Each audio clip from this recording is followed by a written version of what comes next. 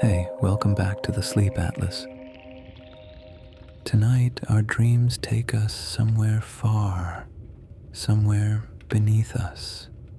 Because beneath every myth, there's a shadow.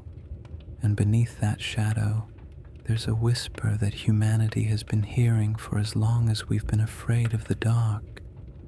The story tonight is about that whisper, about Agartha, the supposed kingdom that lies inside the earth.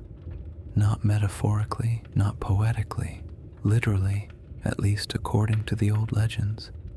Every culture seems to have a story about a world below our own. Dante called it Inferno.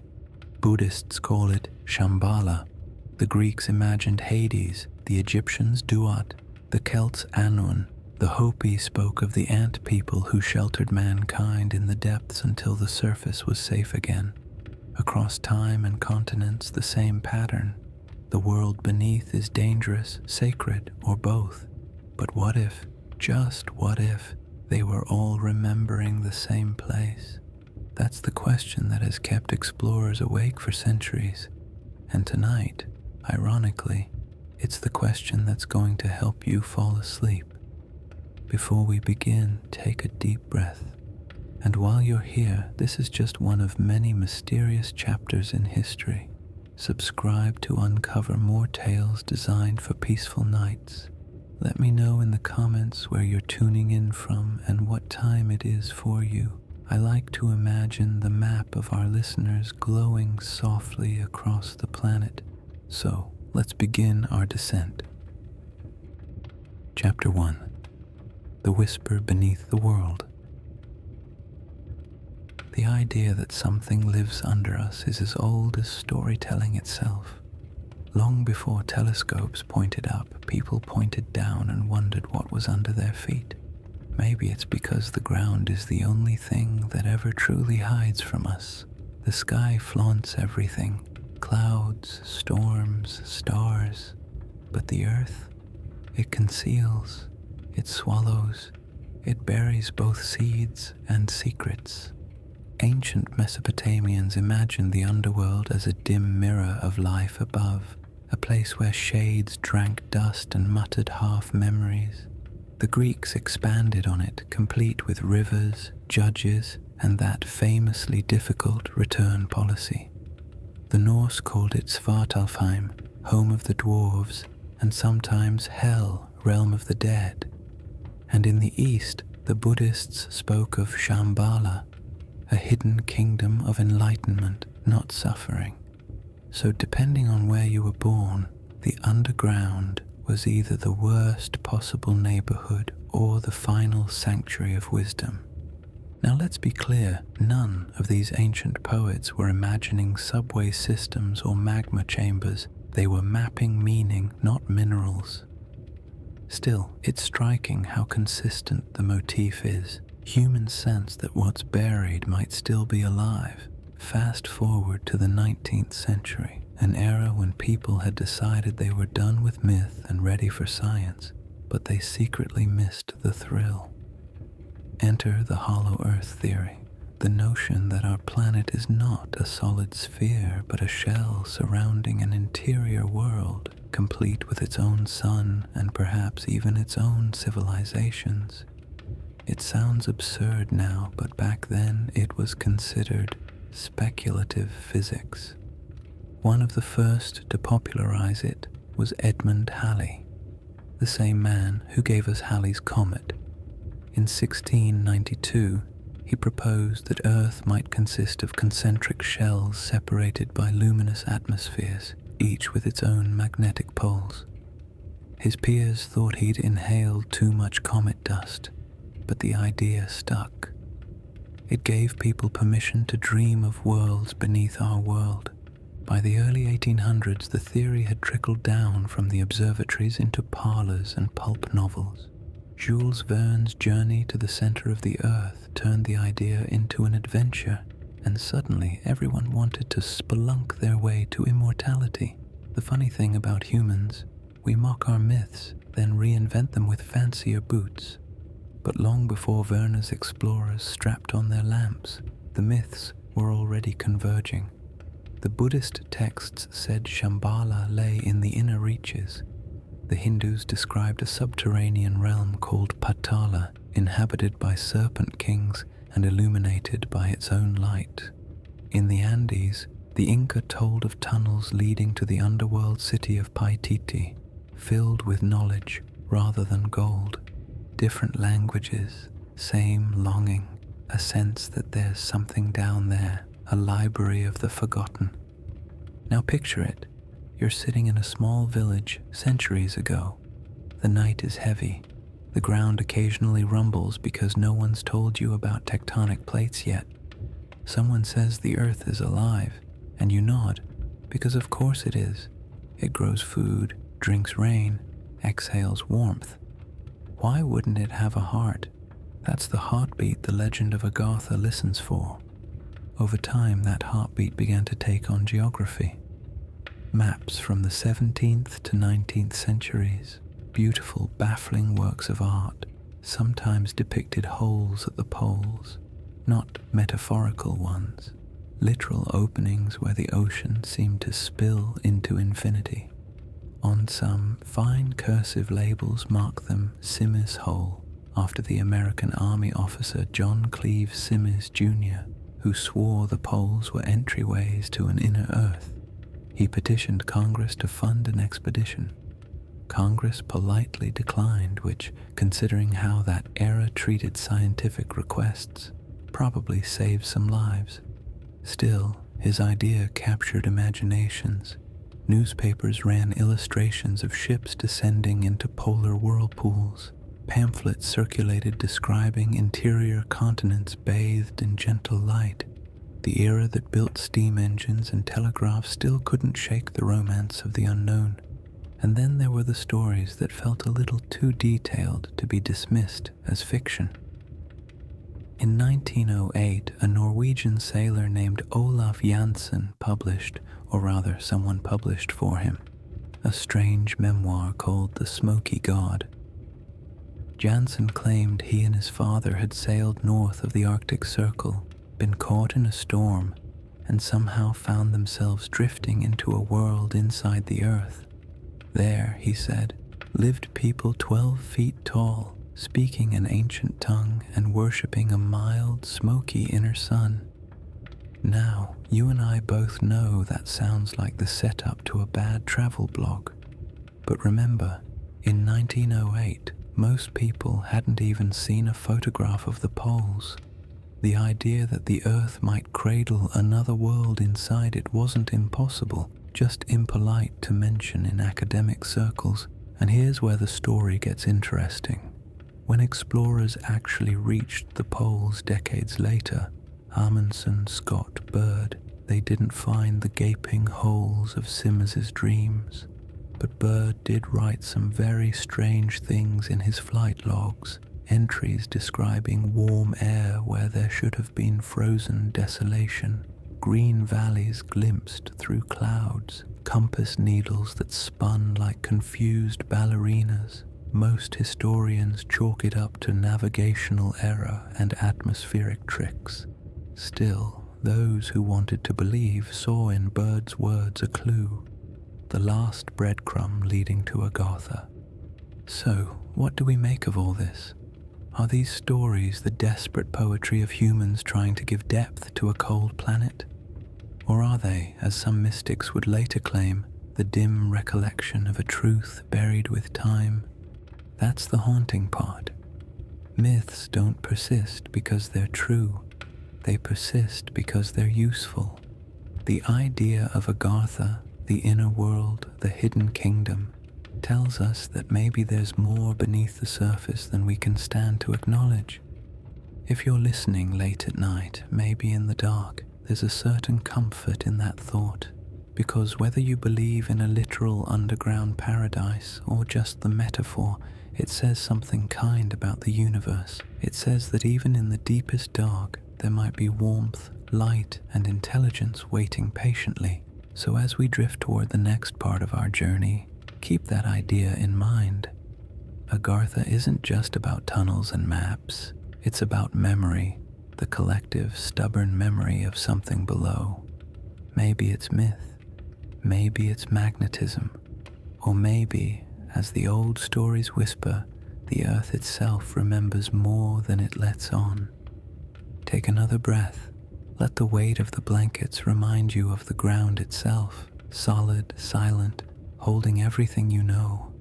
And imagine, just for a moment, that beneath that comforting weight, something ancient is listening back. Every legend needs its pilgrim, and for the myth of Agartha, that pilgrim was a Norwegian sailor who insisted he had seen the inside of the world.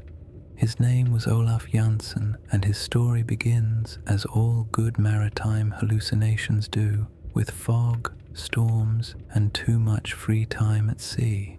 It's 1829. Imagine the creak of wood, the slow hiss of water sliding past the hull of a fishing boat somewhere off the northern coast of Norway. Olaf is just 19, working with his father, a broad-shouldered, soft-spoken man who believes in two things, the sea and the truth that most men will never understand her. They're chasing an old rumor of warm currents that flow north beyond Spitsbergen, where supposedly the ice melts and strange birds sing in the fog. That's already a red flag, by the way, because when the sea starts warming up near the Arctic, it's usually trying to kill you. But father and son press on, because that's what humans do. We mistake curiosity for courage. In Jansen's account, they sail for days through mist so thick it eats the horizon. Then one morning the compass refuses to behave. The needle spins lazily as though drunk on magnetism. They should have turned back. Instead, they follow the current north, and north becomes something else, somewhere that can't be measured. And then the strangest thing happens. The air grows warm, the ice recedes, the water turns greenish blue, full of fish they don't recognize. Above them, the sun glows oddly muted, like a lantern behind silk. Jansen writes that it was smoky, hence the title of his memoir, The Smoky God. Now, if this were any other sailor's yarn, we could file it under Arctic fever dream.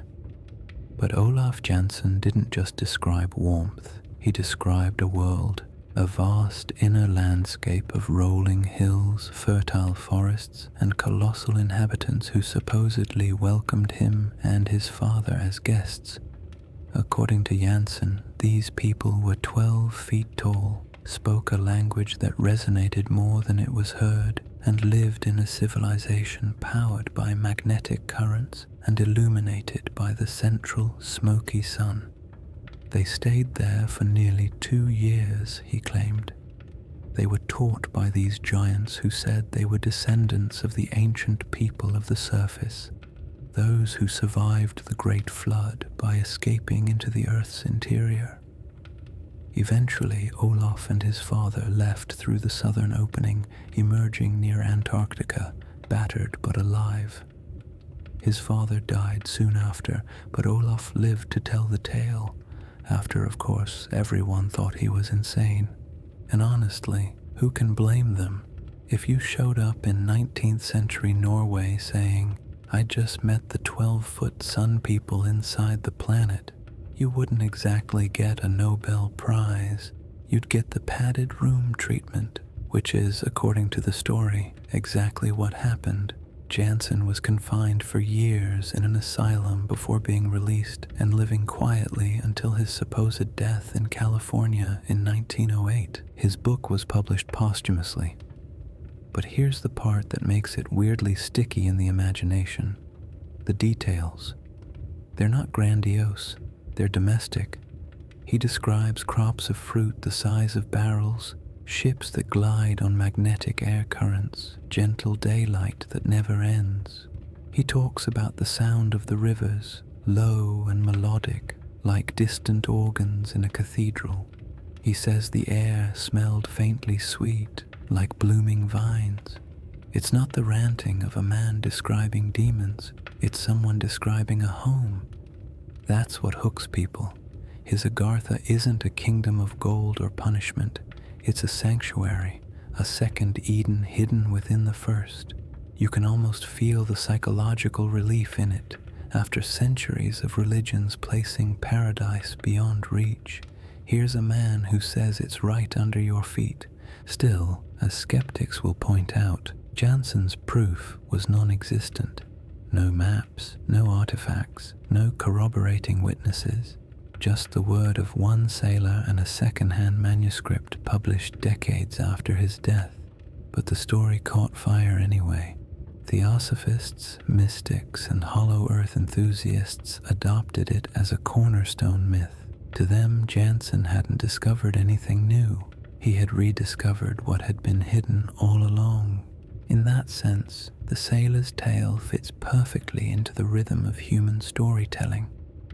When the world feels too loud, too cruel, or too shallow, we imagine there must be somewhere quieter, kinder, deeper.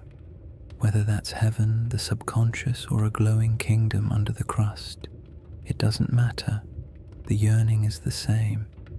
And if you strip away the impossible geometry, the 12-foot farmers, and the smoky inner sun, you're left with something hauntingly familiar. A story about a man who went too far, found something beautiful, and was punished for bringing it back. Every myth has that pattern. Prometheus steals fire and gets chained. Adam eats the fruit and loses paradise. Jansen sails into the earth and loses his sanity. The message, gentle but cruel, is this: there are truths you're not meant to visit twice. But here's where the irony sneaks in. Today, satellites and seismic data have mapped our planet down to its molten bones. No hollow sphere, no hidden suns. And yet, people still talk about Agartha. Videos, forums, blurry expedition footage, even military whistleblower tales about tunnels connecting continents. The details change, the core doesn't. Something beneath us feels unfinished. It's tempting to laugh at it all, and you should, softly. But maybe the real mystery isn't whether Agartha exists. Maybe it's why we keep wanting it to. Because the idea that the earth might be more than dead rock is, in a strange way, comforting. It means we're not walking on a corpse. We're living on the skin of something vast and dreaming. Take a moment, if you're listening in the dark, to imagine that. The quiet thrum under your feet is not mechanical but biological. A slow, planetary heartbeat, older than language. Olaf Jansen swore he'd heard it. He said the walls of the world vibrated like distant thunder when their ship entered the glowing sea. And maybe that's the part of his story we can all keep. The image, not the claim. The idea that beneath all our noise and history, something ancient is humming, waiting to be remembered. Maybe that's the real Agartha. And if it is, then perhaps Jansen didn't lie. Perhaps he just described it the only way a sailor could, in the language of voyages, storms, and suns. So as the waves of his story recede, and you listen to the hush of the room you're in, remember this: myths aren't dead, they're sediment, layers of old wonder pressed down until someone digs them up again. Now that we've met the sailor who found the sun inside, we can ask the next question. If Agartha exists, where is it on the map? Or maybe the better question, why do the maps keep pretending not to show it? By now, you've probably realized something odd about humanity. We spend half our time getting lost, and the other half pretending we never were. The story of Agartha is proof of that, because for centuries, the world below didn't just live in legends. It lived on maps, real, printed, meticulous maps created by people who swore they were charting truth.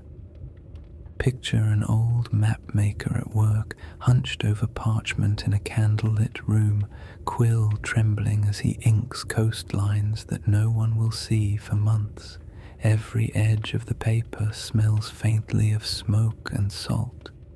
And somewhere near the top or bottom, because people always loved symmetry, he draws a perfect round hole at the pole, like the pupil of an eye staring back. Those holes show up again and again in maps from the 1600s to the mid-1800s. Gerhard Mercator, the Renaissance cartographer whose projection still shapes how we see the world, described the North Pole as a whirlpool surrounding a magnetic mountain with 4 great rivers flowing inward. In his 1569 map, it's right there, an island in the middle of a dark spinning sea labeled Rupes Nigra, the Black Rock. To Mercator, this wasn't fantasy, it was geography. Sailors had told stories, compasses had behaved strangely, and myths filled the blanks where science ran out of ink. Then came the 17th and 18th centuries, when explorers carried telescopes instead of torches. They looked at Mercator's strange polar eye and thought, why not? Many set out to find it. A few never came back. John Cleave, Sims Jr., the same fellow who gave us the Sims hole, even printed circular pamphlets, dozens of them, claiming there were openings 12 degrees wide at both poles. He called them portals to the inner world and invited nations to send expeditions. He died before anyone did, but his followers drew maps anyway, beautiful cross-sections of the earth, hollow like an orange peel, with an inner sun glowing in the center, and continents named Agartha, Eden, Advataba. What's fascinating is that these weren't fringe doodles in basements. They appeared in newspapers, in scientific journals, even in school atlases for a brief, embarrassing period when no one wanted to admit how little we actually knew about the poles. Remember, until 1909, no one had definitively reached either one. Antarctica was a rumor wrapped in fog, and the Arctic was basically a dare. You could print anything up there and call it data, but as the centuries rolled on, something subtle happened. Those holes, those mountain eyes began to vanish from new editions, not because they'd been disproven, no one had seen enough to disprove them, but because silence is the easiest kind of correction. Map makers quietly sealed the earth shut. Some say governments ordered it. Others say the academics were simply embarrassed. The truth is probably duller. The Enlightenment preferred marble certainty to mythic possibility. The world was supposed to be measurable, predictable, and politely lifeless. A breathing earth didn't fit the mood. Still, the old maps remained in libraries, monasteries, dusty drawers of sailors who never threw anything away. And every few decades someone rediscovers one, posts it online, circles the polar hole in red, and writes, proof. The irony is delicious.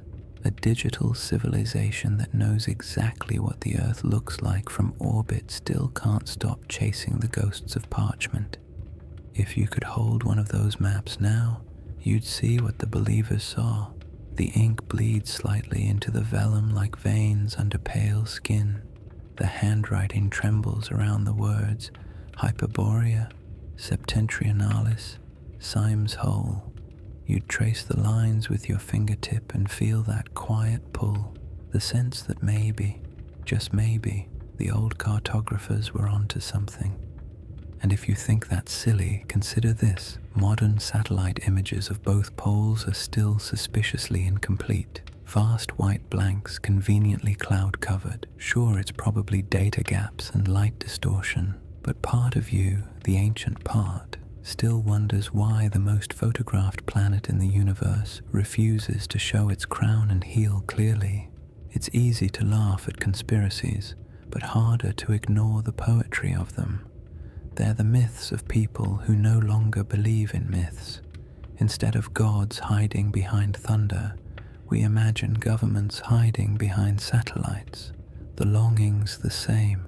When 19th century spiritualists revived the idea of Agartha, They pointed to those forgotten maps as evidence of a cover-up stretching back to Mercator himself. They claimed ancient libraries in Lhasa guarded older charts, ones drawn from the inside looking out. Those maps, they said, were never meant for surface dwellers. The story goes that a few leaked, copied by initiates, and that's why the geometry of the poles on some European globes looked wrong. Do I believe that? Not really. But it's a beautiful lie, and beautiful lies are how humanity explains the unexplainable. Maybe that's the real reason those maps disappeared, not because they were false, but because they were too hopeful. They suggested the world still had depth, that discovery wasn't over, that there were still edges where mystery outshone measurement. Think about that the next time you look at a modern map. All flat colors, clean lines, everything accounted for. It's comforting, sure, but sterile. Nothing hums under that paper. The forbidden maps, though, they hum. They remind you that the earth might have rooms we've forgotten to knock on. If you close your eyes right now, you can almost see one of them unrolling slowly across the dark. The parchment glows faintly in candlelight. A hand traces the northern circle and the ink seems to swirl like water. The line between legend and longitude blurs until they're the same thing, and as the candle flickers lower, the map fades, but the hole at the pole remains, a small, perfect opening waiting. Maybe it leads nowhere. Maybe it leads to memory. Either way, it leads downward, and that's enough to keep us turning the page. By the early 20th century, the age of exploration was running out of places to explore. The Earth's great blank spaces were shrinking under the weight of cartographers, colonizers, and curious men with too much funding and too little sense of direction. But the poles, those frozen crowns at the edge of everything, still held mystery, and that, of course, made them irresistible. Exploration in that era was half science, half performance art. You'd have aristocrats in wool coats naming glaciers after themselves, national flags fluttering over frozen wastelands, and reporters waiting in New York to misquote every word. It was a time when men chased frostbite for glory, and occasionally for secrets. Among those names, one still glows faintly with legend: Admiral Richard Evelyn Byrd, naval officer, aviator, and the man who, according to both his fans and his skeptics, may have flown into something that defied explanation. Byrd's reputation was solid. He was no eccentric pamphleteer or spiritualist. He was a decorated military pilot, the kind who kept his uniform pressed even in a blizzard. In the late 1920s and again in the 1940s, he led American expeditions to both poles, massive logistical feats involving hundreds of men, planes, and ships. The official reports were patriotic and dull: weather data, ice measurements, heroic photos of tents flapping in the wind. But somewhere behind those reports lurked whispers, stories of a secret diary. According to believers, Byrd's private notes tell of something far stranger than snow. The story goes like this. On February 19th, 1947, during Operation High Jump, Byrd supposedly took a flight over the Arctic that veered into a warm region where ice gave way to green valleys. His instruments malfunctioned. His radio cut to static. Then, out of the clouds, he saw what he described as a valley with rivers, forests, and mammoth-like animals moving below. His plane, according to the alleged diary, was seized by some invisible force and guided to land on a glowing airstrip. There he met tall, fair beings who spoke to him telepathically, beings who claimed to be Agarthians. They warned him, the story says, that humanity was heading toward disaster through war and greed. They allowed him to return on the condition that he keep their existence secret, until mankind was ready. Now there's no verified record of that flight. The so-called secret diary surfaced decades later, passed between UFO researchers, conspiracy theorists, and one or two suspiciously overconfident YouTubers. Historians agree it's a hoax, but it's an elegant hoax, crafted with just enough mundane detail to feel possible. The coordinates line up, the dates make sense, the handwriting eerily similar. The result? A story that refuses to die. What's remarkable isn't the fantasy of mammoths or telepathic Atlanteans, it's how the myth absorbed Byrd whole. A man of the modern age, wrapped in radio cables and flight goggles, became the new Odysseus sailing beyond the map's edge. Humanity couldn't accept a world fully charted, so we redrew the unknown underneath. Even Byrd's official statements fed the fire. In interviews, he hinted that the poles were not as barren as they seem, that the land beyond the pole is the center of the great unknown. Lines like that are gasoline for legend. He might have been referring to undiscovered mountain ranges or simple poetic flourish, but believers heard something else, a confession. And of course, once the Cold War arrived, secrecy became currency. The US military classified much of Byrd's expedition data. Suddenly, an already mysterious event had the perfect fertilizer: bureaucracy. Every redacted line became proof of conspiracy. There are other alleged diaries too, less famous but equally haunting. A 19th century British explorer named James Ross supposedly wrote of strange compass reversals and warm mists near magnetic north. An 1892 Russian expedition vanished entirely, leaving behind only a single recovered logbook with one cryptic entry: "We follow the light beneath. It's probably fake, most things that poetic are, but the image sticks, doesn't it? A ship sailing into the fog, chasing a light that wasn't from the sky. It's human nature to prefer mysteries with an audience. But what if some of these explorers really did see something?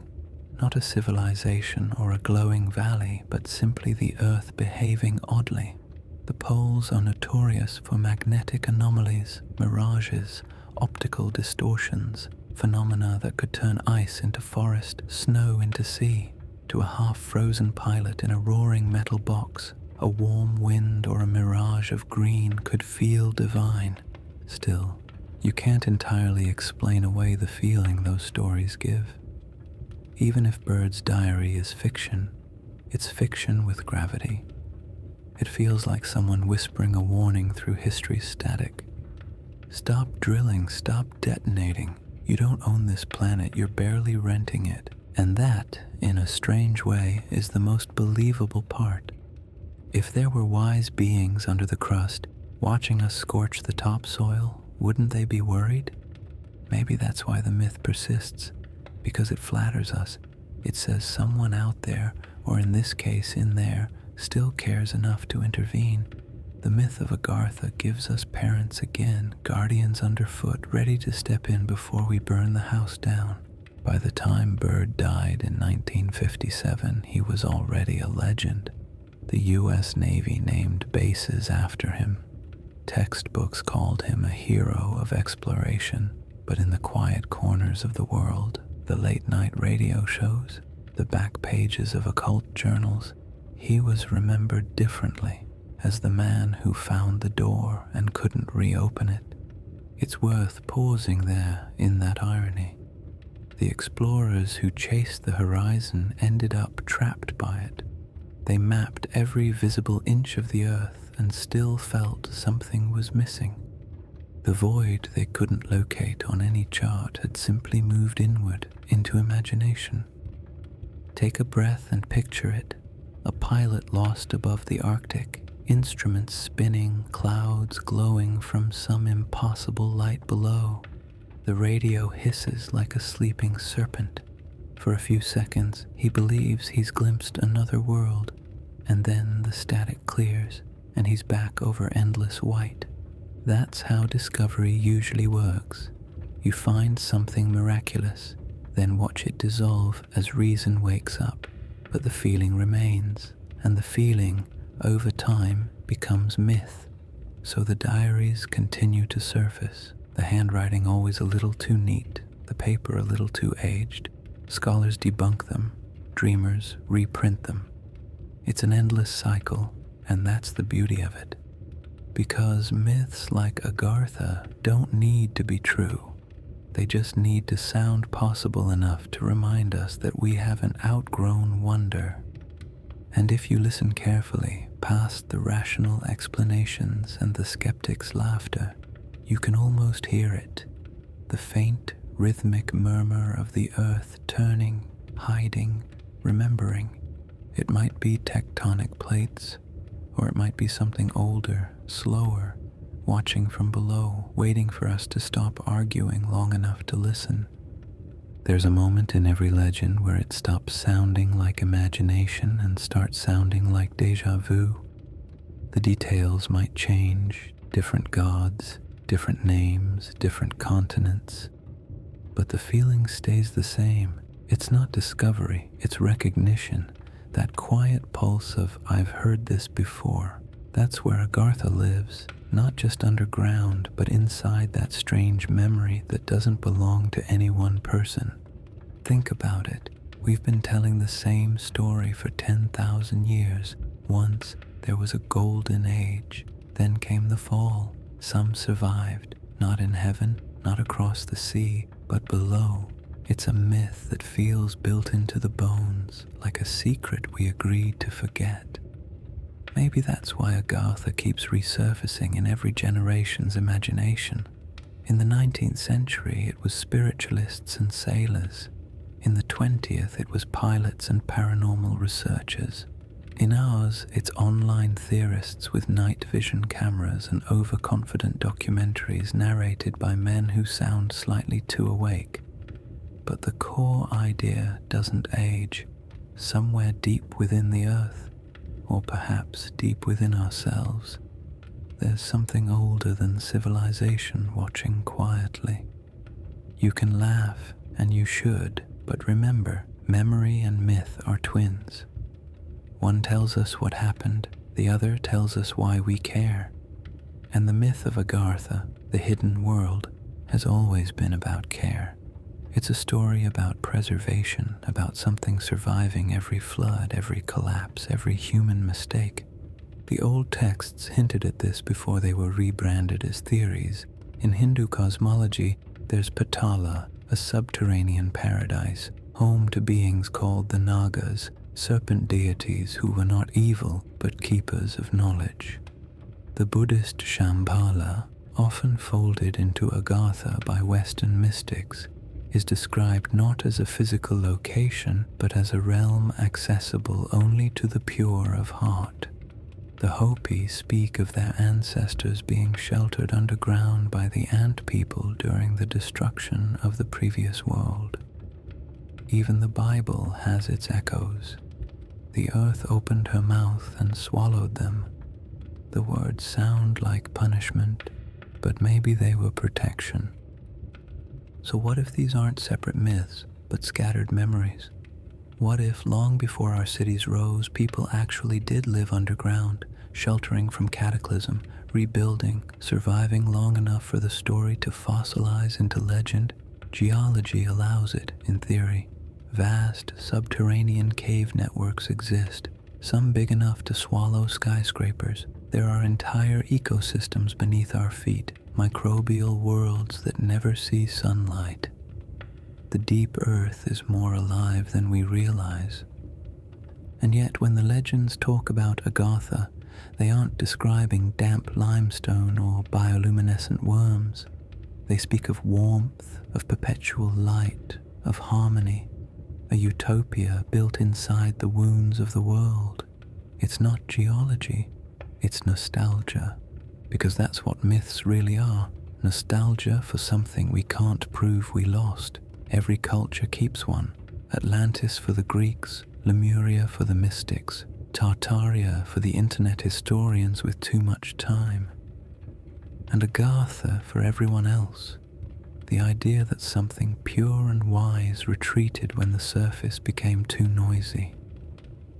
It's a comforting thought, isn't it? That the world didn't really lose its magic. It just went underground to rest.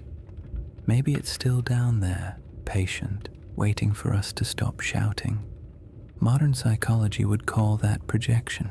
We bury what we can't handle and then imagine it as something external, something waiting to be unearthed. But if you look at it another way, that's also how evolution works. Old instincts, old memories buried in the subconscious until they're needed again. Maybe Agartha isn't a myth about geography. Maybe it's a myth about the mind. And that's where things start to get interesting, because buried memory doesn't mean false memory. Every now and then, humanity stumbles across something that feels like déjà vu on a civilizational scale.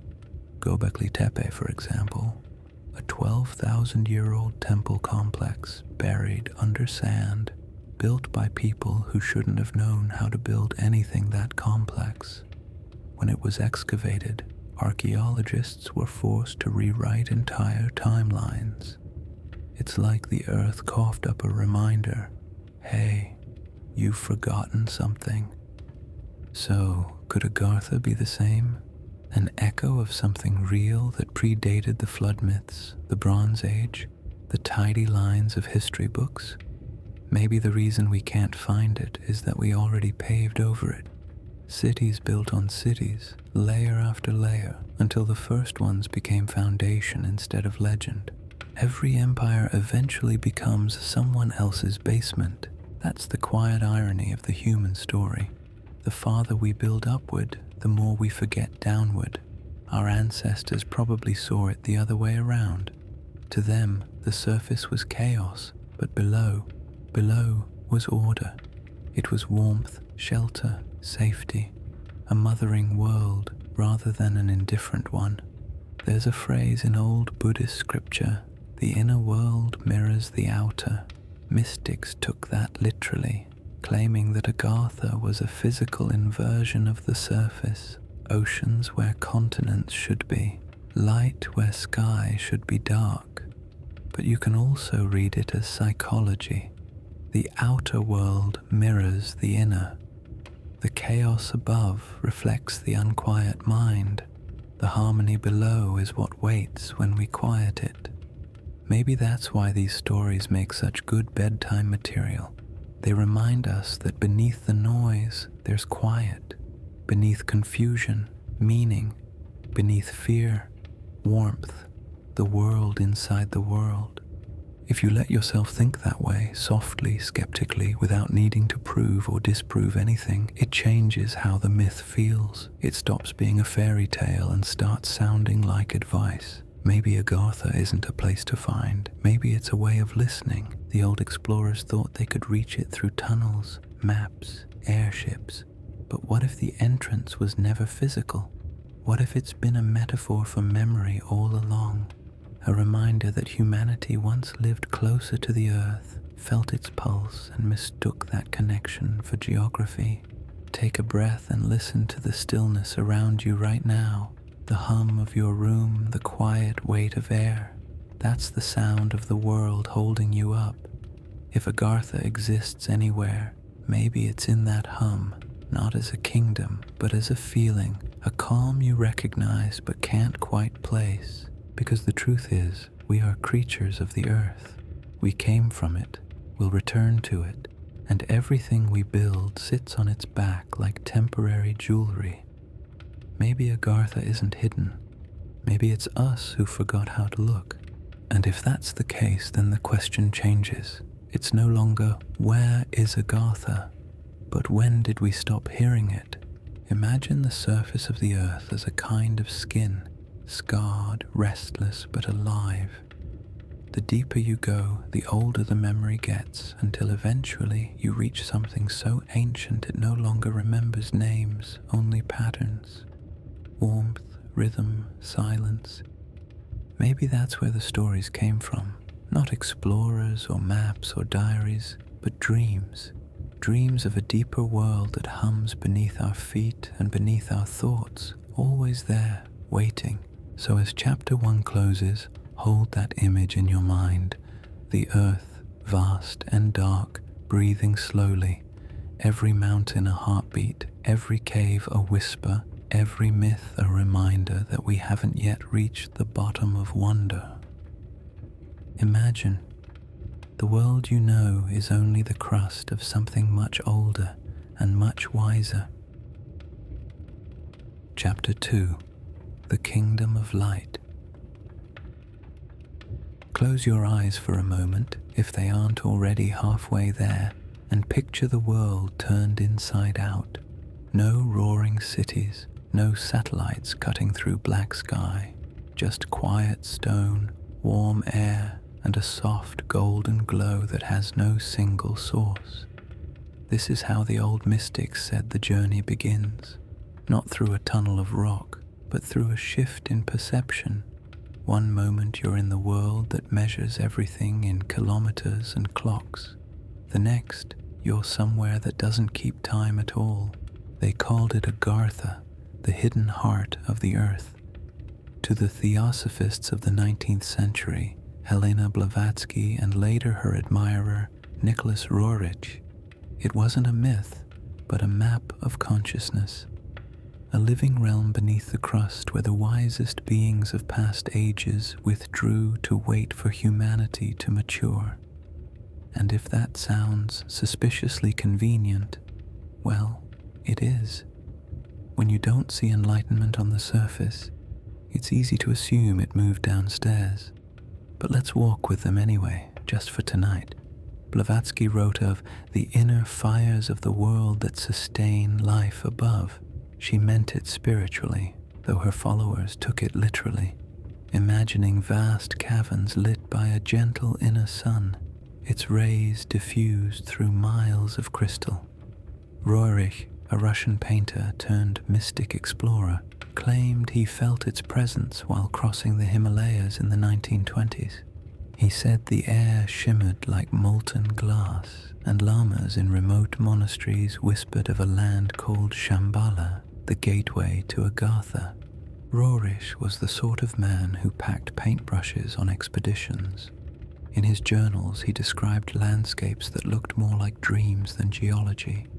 Blue mountains, rivers of light, silence so thick it hummed. He believed Shambhala was both a physical sanctuary and a moral one, the last refuge of wisdom in an age losing faith. His vision of Agartha wasn't a cavern of giants like Olaf Jansen's. It was a luminous mirror of the world that could only be entered by those whose inner noise had quieted completely. That's the paradox, isn't it? You can't find paradise by shouting at it. You have to match its volume. So imagine descending into that stillness. The air is heavy but not oppressive.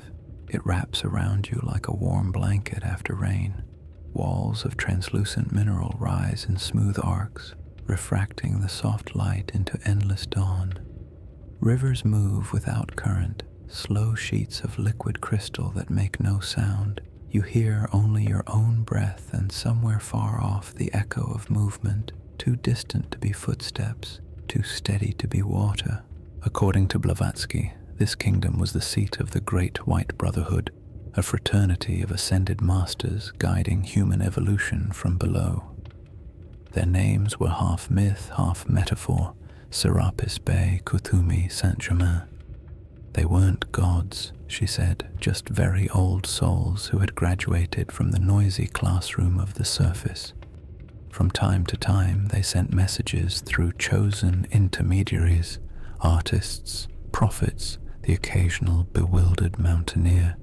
It sounds absurd until you realize it's simply the Victorian version of what we now call intuition. Every generation renames its inner voices. The mystics of the 1880s called them masters. The therapists of the 1980s called them archetypes. Both meant the same thing, that wisdom sometimes feels like it comes from somewhere deeper than you. In the mythic architecture of Agartha, everything glows from within. buildings are carved from the rock itself, pillars that shimmer like pearl, domes that refract light into halos. The air carries a faint hum, like a distant choir holding one continuous note. There is no sun, no night, only the rhythm of brightness pulsing gently, as though the world itself were breathing. People who claim to have seen it in dreams or meditation often describe the same sensory palette, soft warmth on the skin, colors that don't exist above ground, an overwhelming sense of patience. That word comes up again and again, patience, as if the entire realm is waiting. Waiting for what? No one agrees.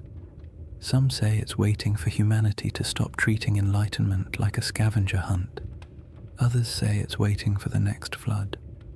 Rorik painted that feeling. In canvases like Path to Shambhala and Song of the Mother of the World, mountains dissolve into light, horizon and heaven trade places. Looking at them, you can almost hear him thinking, maybe paradise isn't lost, it's just hiding behind our noise.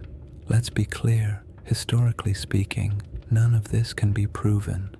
Blavatsky had a gift for blending travelogues with revelation, and Roerich was better with pigments than coordinates, yet their visions stuck because they satisfied a hunger no photograph ever could. They offered depth in an age flattening everything into data, and for the sleepless listener they offer something else, a permission slip to rest.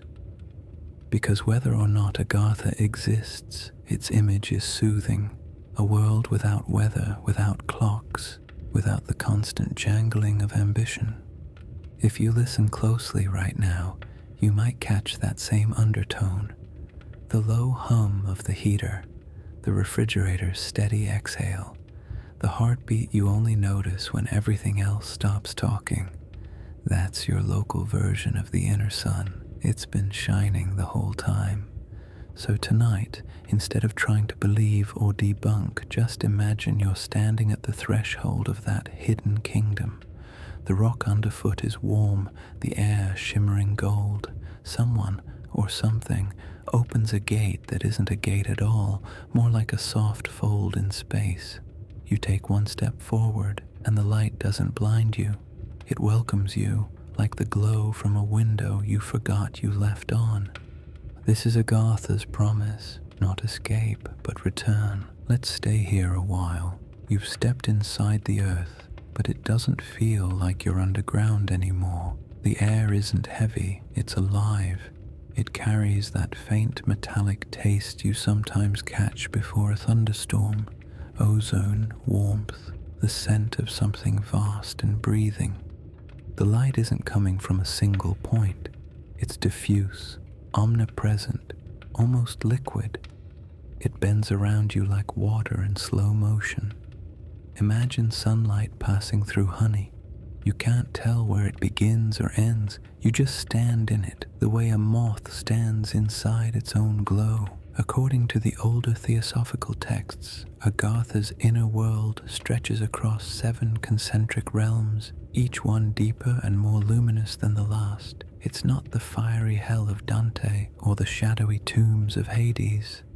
It's a kind of inverted Eden where creation moves inward instead of outward. Instead of oceans above continents, there are oceans within the stone, glowing faintly from beneath the surface like veins of captured dawn. Those who wrote about it always struggled for words. They described rivers that flow not with water, but with light, streams of pure luminescence that pulse to a rhythm slower than a heartbeat. They said the walls of the caverns shimmer with mineral dust so fine it moves when you breathe. And through that glow, cities rise, not built from stone blocks or mortar, but sculpted from the rock itself, as if the earth had decided to build architecture for its own amusement. Try to picture that. Towering columns grown like stalagmites into spires, bridges spun from quartz filaments, streets so smooth they mirror your reflection in golden distortion. Every building hums faintly at its own pitch, together forming a kind of harmonic skyline. Some travelers, usually the imaginative kind, say that if you listen long enough, the city's hum synchronizes with your pulse. You can almost hear it now, can't you? That low, steady resonance under everything. The refrigerator, the night traffic, the slow rotation of the planet, the frequency of home. The old mystics described this harmony as the music of the spheres, but inward instead of upward. Each mineral, each current of air, each fragment of light contributes a tone. Together they create a living chord, the kind you don't hear so much as feel. It's the sort of sound that makes you realize how loud your own thoughts have been. Agartha, they said, has no need for sunlight because it is light that has forgotten how to escape. It's softer, older, more patient. The people who dwell there, if people they can still be called, don't sleep exactly. They rest in rhythm with the pulse of the world. The earth inhales, they exhale. The earth exhales, they breathe in. A slow duet between body and planet. The geography of myth is never realistic, but it's always consistent. The same imagery turns up everywhere. In Hindu stories, the underworld of Patala glows with jewels instead of stars. In the Tibetan Shambhala Tantra, the city is encircled by rings of mountains that shine with internal fire. Even Plato, when describing the core of the earth, wrote of a place bright and multicolored, like the inside of a ball painted by the gods. Different words, same longing, a world that glows without burning. There are landscapes that lend themselves to this kind of dreaming. Step into a limestone cave lit by torchlight, and you'll understand how easy it is to mistake geology for magic. The walls gleam with moisture, shadows ripple as if alive. The ceiling drips slow constellations. Sound moves differently there, slower, softer, as though time itself takes a breath before answering. The ancients walked into places like that and felt divinity pressing close. It's no wonder they imagined entire civilizations beyond the torchlight. Even modern explorers confess a similar feeling. In 1987, researchers mapping the Krubera cave in the Caucasus, the deepest known cave on Earth, described sudden pockets of warmth, strange drafts that smelled faintly of vegetation, and echoes that didn't behave the way echoes should. The walls, one wrote, felt alive. That's not evidence, of course.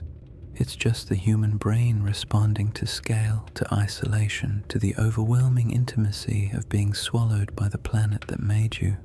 But let's not spoil the dream with analysis just yet. Let's keep wondering. Imagine walking through one of those cities. The air vibrates gently against your skin, like standing too close to a cello. The walls of a nearby temple breathe with color. Soft blues melting into amber, fading into deep green. Every few steps you feel warmth beneath your feet, like veins of heat moving under thin stone. You realize you're walking on a living thing. In the distance you hear movement, not machinery, nothing harsh or mechanical. It's more like wind shaped into language. You can't make out the words, but the tone feels familiar. Like a memory surfacing from before you were born. That's how the mystics described it. The inhabitants of Agartha, they said, communicate not with words, but with harmonics. Thought becomes tone, tone becomes light, and meaning flows like water. No need for translation or misunderstanding, just resonance. Imagine how peaceful that would be. No shouting, no persuasion, just two frequencies aligning until they understand each other. In this way, the entire kingdom becomes a conversation between matter and spirit. The rivers flow because the light hums. The walls shimmer because the air vibrates. Everything is listening, everything responding. And perhaps that's the deeper metaphor hidden in these old stories. that the world itself could be conscious, not in a mystical crystal healing way, but in the simple sense that life listens to itself.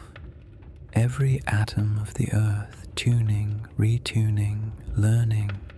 Theosophists described Agartha as the planet's nervous system, the place where physical and spiritual energy merge.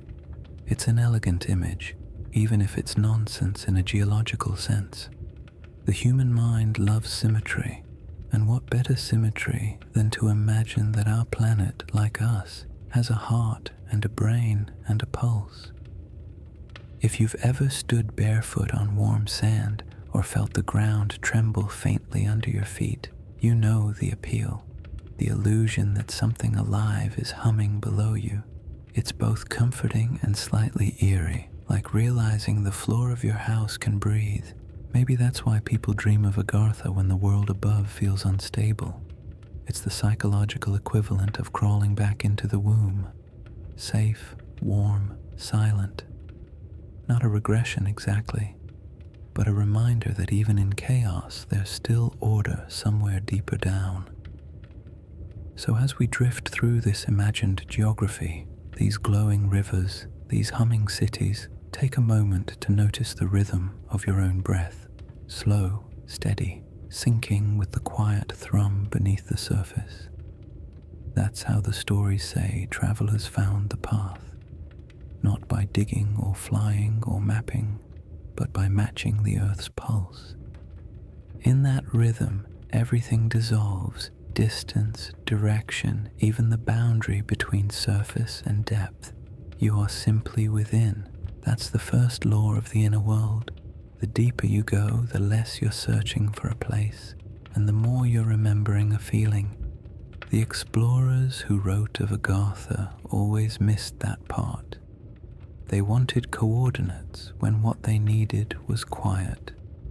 And if you've ever wondered why you can't find paradise on a map, maybe it's because you can't draw something that's made entirely of sound and light and patience. Every paradise needs a caretaker. In the stories of Agartha, that caretaker is known only as the king of the world, a title so self-explanatory it almost feels like overkill. Yet this king isn't the thunder-throwing monarch you'd expect. He doesn't sit on a throne of gold, barking orders at glowing subordinates. He's quiet, almost invisible, a ruler who leads by resonance rather than rule book. The idea first reached Europe through the writings of Ferdinand Ossendowski, a Polish scientist and adventurer who claimed he'd heard the legend while crossing Mongolia in 1920.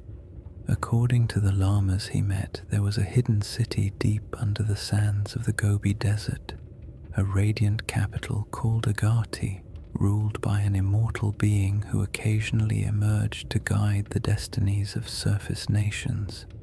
The king of the world, they said, could communicate telepathically with leaders and prophets alike, nudging history when it drifted too far toward chaos. Now that's either comforting or deeply intrusive, depending on your feelings about surveillance. But the monks spoke of him with reverence, not fear. He was, they said, less a person and more a principle, the embodiment of wisdom, balance, and restraint. Imagine an ancient librarian who reads every chapter of humanity's story, but edits only the spelling mistakes. Ossendowski's book Beasts, Men, and Gods became an unlikely hit in post-war Europe. The public, tired of empires and revolutions, loved the idea that someone, somewhere, still had a handle on things. Even the Theosophists embraced it. For Blavatsky's successors, the king of the world wasn't hiding under sand. He lived in the heart of Agartha, that luminous inner city, surrounded by sages who listen to the heartbeat of the planet. According to them, he emerges, or at least sends messages, only at pivotal moments: the fall of Atlantis, the birth of Buddha, the rise of Christ, and inevitably, every time civilization looks like it's about to trip over its own machinery. Which means, If the myth is correct, he must be exhausted. But the appeal of this figure runs deeper than superstition. Humans like hierarchy. It makes chaos legible. If the outer world has presidents and popes, it feels natural that the inner world would have its equivalent, someone ensuring the lights stay on at the core. Yet what's interesting about the king of the world is that he never acts in the stories. He observes, he waits, he whispers through symbols, coincidences, and the occasional inconvenient vision that ruins someone's career in politics. In Tibetan tradition, he's not even human. He's described as an emanation, a focus point where the planet's spiritual energy takes form like a crystal lens concentrating light. He doesn't age because he was never born. He exists as long as the earth does, a silent witness beneath history's noise. Picture him, not as a man, but as presence. A figure sitting cross-legged in a vast chamber of amber stone. Around him the air hums with the resonance of the world's rotation. Streams of light fall from fissures in the ceiling, catching motes of gold dust that drift like tiny planets. His eyes are closed, not in meditation but in listening. Every tremor of the crust, every sigh of wind, every human heartbeat reaches him as vibration. When he speaks, if he ever does, it's not in words, but in harmonics, a tone that travels upward through rock and water until it becomes intuition in someone's mind. It's poetic, yes, but there's a strange logic to it. After all, if the earth truly were alive, it would need a voice, something to translate the slow language of geology into something we could almost understand. Maybe the king of the world is that metaphor made human, the planet's subconscious given shape. Even skeptics find the imagery oddly soothing. A world with such a figure feels less random. Someone's keeping watch, even if he never intervenes. It's a myth of quiet governance, the dream that wisdom doesn't need attention to exist. Of course, reality provides no supporting evidence. The so-called messages from Agartha that circulated in occult circles during the 1930s were mostly polite plagiarism, recycled prophecies, vague moral advice, and an alarming number of quotes that sound suspiciously like motivational posters. Yet people clung to them because they offered dignity to uncertainty. When the surface world was breaking under depression and war, the thought that a serene consciousness still hummed beneath it was comforting. And maybe that's the entire purpose of the legend. The king of the world doesn't fix problems, he absorbs them. He turns human noise into planetary calm. When things above become unbearable, we imagine someone below who can handle it. It's not theology, it's therapy. Take a breath and imagine him again, sitting there in the golden half-dark. Around him, rivers of light drift through crystal arches. Far above, earthquakes rumble like distant thunder, and he doesn't flinch. He listens, adjusts the frequency of his breath, and slowly, the tremor softens. That's how the myth explains earthquakes, by the way, just the king of the world sighing. And perhaps that's what this story has always been teaching in its roundabout, luminous way, that the greatest kind of power is patience, the kind that doesn't react, doesn't dominate, just hums steadily until the chaos above wears itself out. You don't have to believe in subterranean monarchs to find that lesson useful. The next time the world feels noisy, imagine there's an older rhythm underneath it, steady, slow, enduring. Maybe it's geology, maybe it's grace. Either way, it's listening. One of the most persistent and occasionally absurd threads that winds through the mythology of Agartha is the idea of the root races, a grand metaphysical family tree that supposedly traces all of humanity back to a series of civilizations that rose, flourished, and then sank, sometimes literally. The concept began with Helena Blavatsky, who, if nothing else, had ambition, She didn't just want to explain where we came from. She wanted to explain why existence itself bothers to keep showing up every morning. In her 1888 book, The Secret Doctrine, she laid out a cosmology that makes modern science fiction look underdeveloped. The Earth, she wrote, has hosted not one humanity but 7, each more advanced and more spiritual than the last. And sitting at the heart of this evolutionary relay race is the hidden kingdom of Agartha. According to Blavatsky's grand diagram, the first root race existed before physical form, beings of pure light drifting like luminous jellyfish in the ether. The second lived on Hyperborea, a continent near the North Pole that basked in eternal sunlight. The third thrived on Lemuria, a vast land now supposedly beneath the Indian Ocean. The fourth rose in Atlantis, the most famous and predictably the most doomed. And then came us, the fifth race, material, noisy, and perpetually late to enlightenment. In her view, Agartha was where the survivors of these older races retreated when their surface homes collapsed. Hyperboreans, Lemurians, and Atlanteans, all those tongue-twisting mythic ancestors, didn't vanish. They simply moved inward into the planet, carrying their wisdom with them. They became the masters of the inner world, custodians of knowledge waiting for the surface to grow up. It's a story that flatters the imagination, if not the intellect, a comforting inversion of extinction, nothing ever truly lost, just relocated, whole civilizations tucked away underfoot, like heirlooms in a cosmic basement. Blavatsky wasn't the only one to sell the idea. Later, theosophists elaborated with the enthusiasm of people who'd just discovered the Add New Race button. Some wrote that the sixth root race would soon emerge in California, which, to be fair, still sounds plausible. Others said Agartha was incubating them, humanity's next upgrade, beings of light who would emerge after the next global purification, which is a polite 19th century way of saying the end of the world. Now let's be clear, this is myth wrapped in pseudoscience, draped in colonial arrogance, and sprinkled with esoteric poetry. But beneath the ornate nonsense lies a strangely tender idea that humanity's story is cyclical, not terminal, that after every fall something survives to rebuild, and that's where Agartha re-enters the frame, not as a lost city, but as continuity itself, a seed vault for civilization. It's not hard to see why this resonated in the late 1800s. The industrial age had turned progress into a religion, and people were exhausted. Empires were collapsing, machines were replacing meaning, and Europe had just realized it wasn't the center of the universe after all. So Blavatsky's theory offered a soothing correction. Don't worry, this chaos is just one phase in an ancient pattern. The wise ones are still down there, keeping the lights on.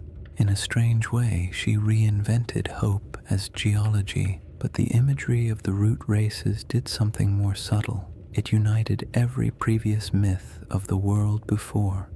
Lemuria's mystics, Hyperborea's sun people, Atlantis's philosophers, they all became chapters in the same narrative. Instead of competing legends, they were recast as generations in a long, unfinished evolution, and Agartha, it was the womb that carried them all forward. The myth spread like wildfire across Europe and Asia.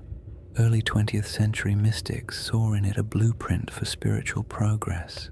Occult societies adopted it, blending it with everything from Hindu cosmology to Norse myth. And, regrettably, some political ideologues twisted it into a justification for racial mysticism, the darker legacy of theosophy that history later tried to forget.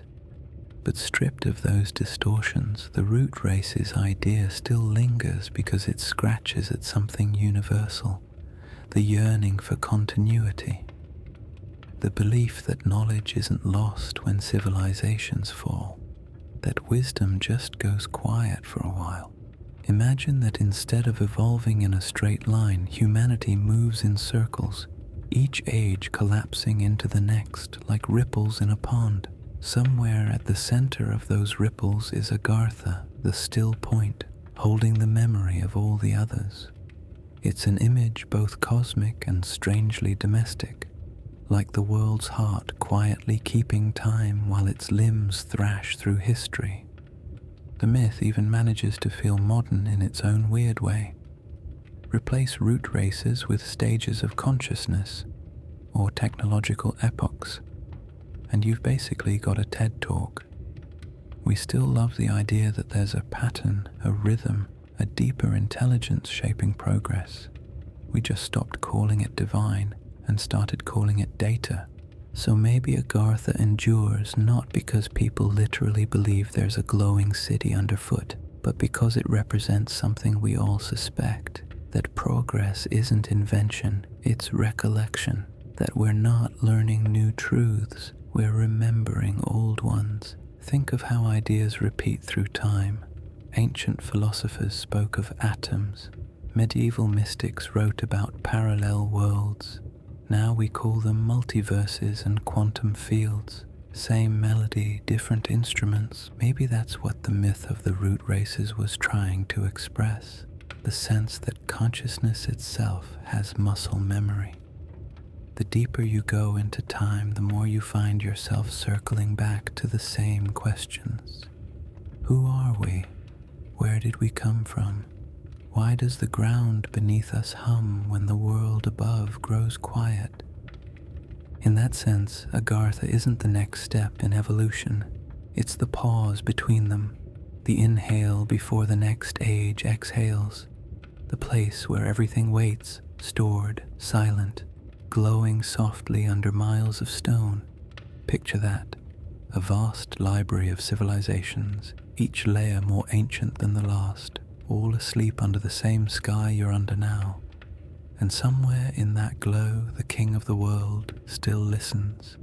You can almost feel the patience of it, the steady rhythm of time folding over itself again and again, waiting for us to notice the pattern. So as the story of the root races winds down and we leave behind the lofty diagrams and metaphysical melodrama, keep this simpler truth. Every myth about the world's beginning is really a myth about our own forgetting. Agartha just happens to be the place we put everything we forgot we knew. Every age produces its travelers. Some sail across oceans, some dig through ruins, and some close their eyes and swear they've gone farther than either. Agartha, it turns out, has far more of the last kind. By the early 20th century, when the age of physical exploration was winding down, spiritual explorers were just getting started. They didn't need ships or compasses, just candlelight, mantra, and a tolerance for sitting cross-legged long enough to convince the body it didn't exist. These were the mystics of the inner earth, the ones who claimed you didn't find Agartha by going down, you found it by going in. The idea caught fire in Tibet, where ancient texts already described subterranean realms of wisdom, places where enlightened beings withdrew between world ages. To the lamas, these weren't aliens or advanced races. They were what you might call the quiet professionals of existence, caretakers of consciousness itself. They didn't rule, they resonated. They didn't preach, they whispered through intuition. In the 1920s and 30s, Western seekers poured into Asia chasing this legend, hoping to prove what the scientists couldn't. One of them, Nicholas Roerich, claimed to have heard a celestial voice echoing across the Himalayas while painting at dawn. It told him simply, "The time is not yet, the world is not ready." He took it as a message from Shambhala, the doorway to Agartha. Roerich's wife, Helena, a mystic in her own right, began to receive what she called Agni Yoga transmissions, teachings from luminous beings within the earth. She wrote them down carefully, line after line of gentle instruction about balance, discipline, patience. There's no fire and brimstone, no cosmic warfare, just quiet parental advice from something ancient. Whether they were channeling an archetype, a collective unconscious, or an overactive imagination hardly matters. The tone was unmistakably calm. Other mystics described more elaborate journeys. The Indian sage Paramahansa Yogananda mentioned the subterranean retreat of the Great Ones in his discourses, though with that serene half-smile that always made you wonder if he meant it literally. The French occultist Saint-Yves d'Alvedre claimed telepathic contact with the rulers of Agartha in 1885 and insisted they had shared with him the true constitution of their civilization, something he called synarchy, meaning rule by harmony instead of hierarchy. It's telling that all these accounts, despite cultural differences, sound less like science fiction and more like therapy. The hidden masters of Agartha don't beam blueprints for advanced technology or reveal the secrets of perpetual motion. They tell people to stop being cruel, to think clearly, to meditate, to get some sleep. The wisdom of the inner world is, ironically, extremely down to earth. That's what makes it so compelling. When the world outside spins faster each year, new wars, new gadgets, new existential dread, the idea that there's a calm, luminous intelligence humming beneath it all feels like medicine. You don't have to believe it to feel its effect. The act of imagining it slows your pulse. And that inner sun the mystics describe, always there, never rising or setting, feels like the perfect metaphor for consciousness itself. Not a ball of plasma, but awareness. Steady, hidden, warm. Royerish painted it as a golden sphere suspended over mountains, radiating silence instead of light. The Tibetan monks called it the heart of the world. Blavatsky said it was the secret fire of every soul. Modern mystics might just call it mindfulness. It's funny how the language changes, but the yearning doesn't. There are even reports, beautiful, unverifiable, irresistibly human, of travelers who claim to hear the earth itself singing, not metaphorically, but literally. The so-called Earth's hum is a real scientific phenomenon, a low-frequency vibration generated by the ocean's movement against the seafloor. It's faint, constant, inaudible to the naked ear, but measurable. The planet hums at about 10 millihertz, an octave below human hearing. Mystics, of course, got there first. They called it the voice of the masters. You can scoff, but on a sleepless night when everything else falls quiet, it's tempting to wonder whether those hums aren't just physics, but memory, the residual vibration of something ancient still moving down there. Agartha in this softer light becomes less of a city and more of a frequency, a way of tuning in. The inner sun isn't fire, it's awareness. The hidden masters aren't literal. They're the calm thoughts that manage to rise above the noise. And the kingdom itself? It's the stillness you reach when the outer world finally stops demanding your attention. That's the real power of the myth. It gives form to a feeling we rarely name, the sense that underneath all our chaos, something sane still exists. The Tibetan texts even describe the entrance to Shambhala in an oddly practical way. When the mind is still, the gate opens. You could spend decades hiking through mountains looking for it, and never realize it's been inside your ribcage the whole time. So when you hear the phrase, the hidden masters of Agartha, don't imagine robed beings glowing in caverns of crystal. Imagine something smaller, gentler, the part of your own mind that still remembers how to be patient, the inner sun you forget to look at because you're too busy chasing the outer one. That's the secret the mystics keep repeating through the ages, disguised in new mythologies. You can call it Shambhala, call it Agartha, call it self-awareness. The name doesn't matter. The light's the same. And as the glow of chapter 2 begins to fade, take one last slow breath. Picture that inner world again, the soft golden air, the rivers of light, the hum of patience. No noise, no hurry, no need to search. If such a kingdom exists, perhaps it was never meant to be found by eyes that still fear the dark. Chapter 3. The Obsession and the Search. You can always tell when humanity's had a good idea by how quickly it turns into an expedition. The moment a story of hidden wisdom appears, someone immediately packs a bag and says, "We should go there." It's our default setting to translate myth into itinerary, so it was only a matter of time before someone tried to find Agartha. By the dawn of the 20th century, the world was shrinking. Airships, telegraphs, and trains had turned distance into an inconvenience rather than a mystery. For the first time in history, the map really did seem complete, and people hated it. The age of discovery had ended, and with it went a certain kind of wonder. When every corner of the globe has been photographed, catalogued, and priced, the imagination starts to tunnel inward, literally, in this case.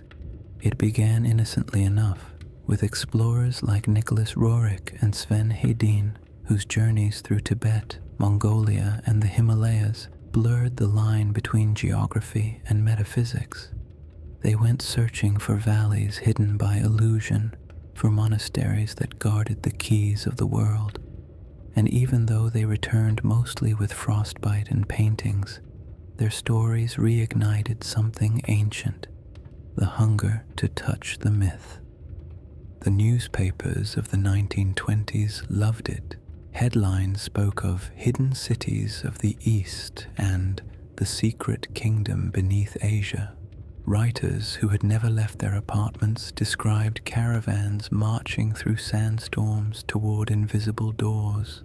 Somewhere between journalism and daydream, a new kind of adventure story was born, half National Geographic, half seance.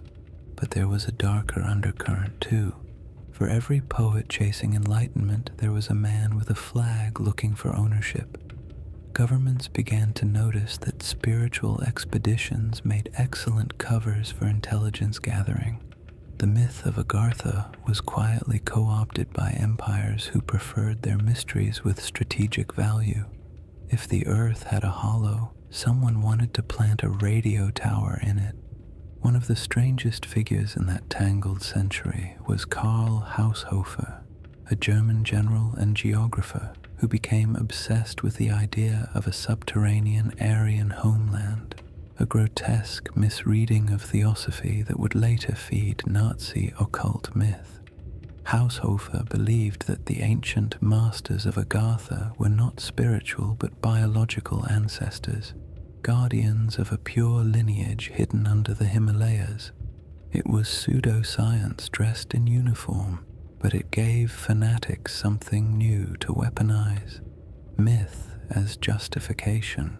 It's one of history's crueler jokes that a story meant to express unity and wisdom was twisted into propaganda for division. The myth of Agartha became the mirror image of itself, a tale of light turned to shadow. Meanwhile, in America, explorers of a different kind took up the cause. Admiral Richard Byrd, whose Antarctic flights we mentioned earlier, became the accidental poster child for the Hollow Earth movement.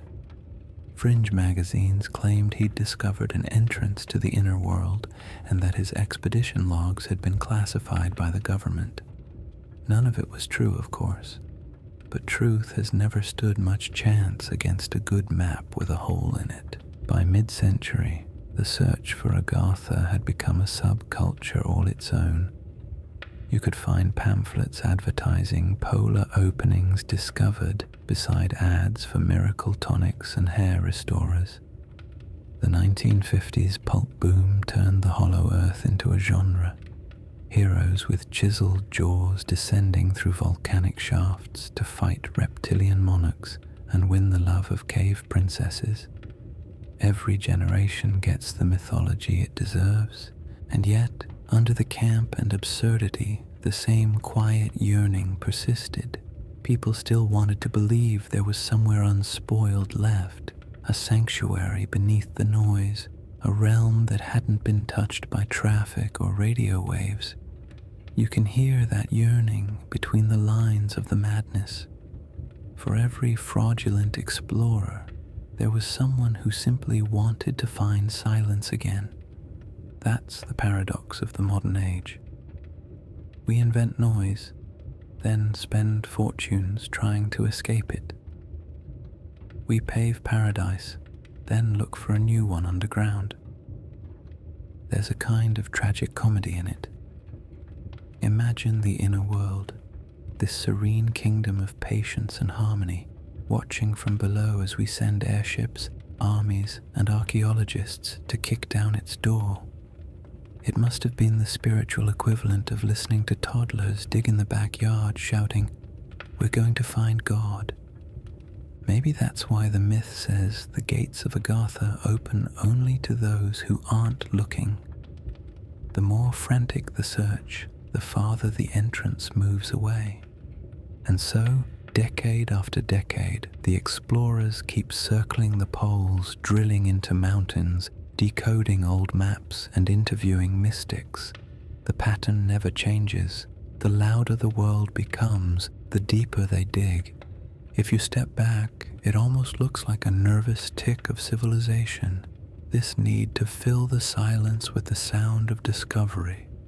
Maybe that's why we've never found Agartha, because to enter, you have to stop trying. Still, the search continues. Even now, forums and documentaries claim that tunnels beneath the Himalayas lead to vast hidden complexes. Some point to real places, underground cities like Derinkuyu in Turkey or the labyrinthine caves under Tibet as proof. But proof has never been the point. The search itself has become ritual, and that perhaps is the most poetic outcome of all. Humanity built its own version of Agartha, not under the earth, but in its collective imagination.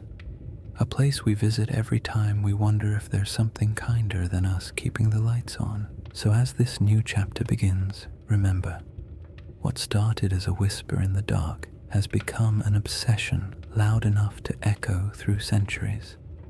And the deeper we go into that obsession, the clearer the pattern becomes. We aren't really looking for a kingdom. We're looking for permission to believe that paradise might still exist somewhere. By now you might have noticed a pattern. Whenever humanity runs out of frontiers, it invents gates. And whenever it invents gates, someone shows up claiming to have the keys. The legend of Agartha, with its glowing caverns and telepathic sages, proved irresistible to every secret society with more candles than critical thinking. And so, in the late 19th and early 20th centuries, entire networks of self-appointed guardians emerged, insisting they knew how to get there, or worse, how to decide who deserved to. It started, as these things often do, with the Theosophists. Helena Blavatsky had built an empire of mysticism out of tea tables and typewriters. Her Theosophical Society mixed Hinduism, Buddhism, Hermeticism, and a generous pinch of Victorian melodrama. She never claimed to have physically entered Agartha, but she corresponded, psychically, she said, with its inhabitants, the masters of wisdom. Letters supposedly materialized from nowhere, filled with lofty advice about humanity's moral progress and the importance of staying calm while waiting for enlightenment. Critics called it a parlor trick. Followers called it revelation. And either way, the idea stuck. Somewhere beneath the noise of history was a hidden brotherhood steering the ship. After Blavatsky's death, her disciples splintered like light through a prism. Annie Besant and Charles Leadbeater turned the theosophical current toward education and social reform. Others drifted into mysticism for mysticism's sake, And out on the cultural fringe, a few ambitious men decided that if Agartha didn't choose to reveal itself, perhaps they could force it to. Enter the Thule Society, one of the most notorious examples of myth gone feral.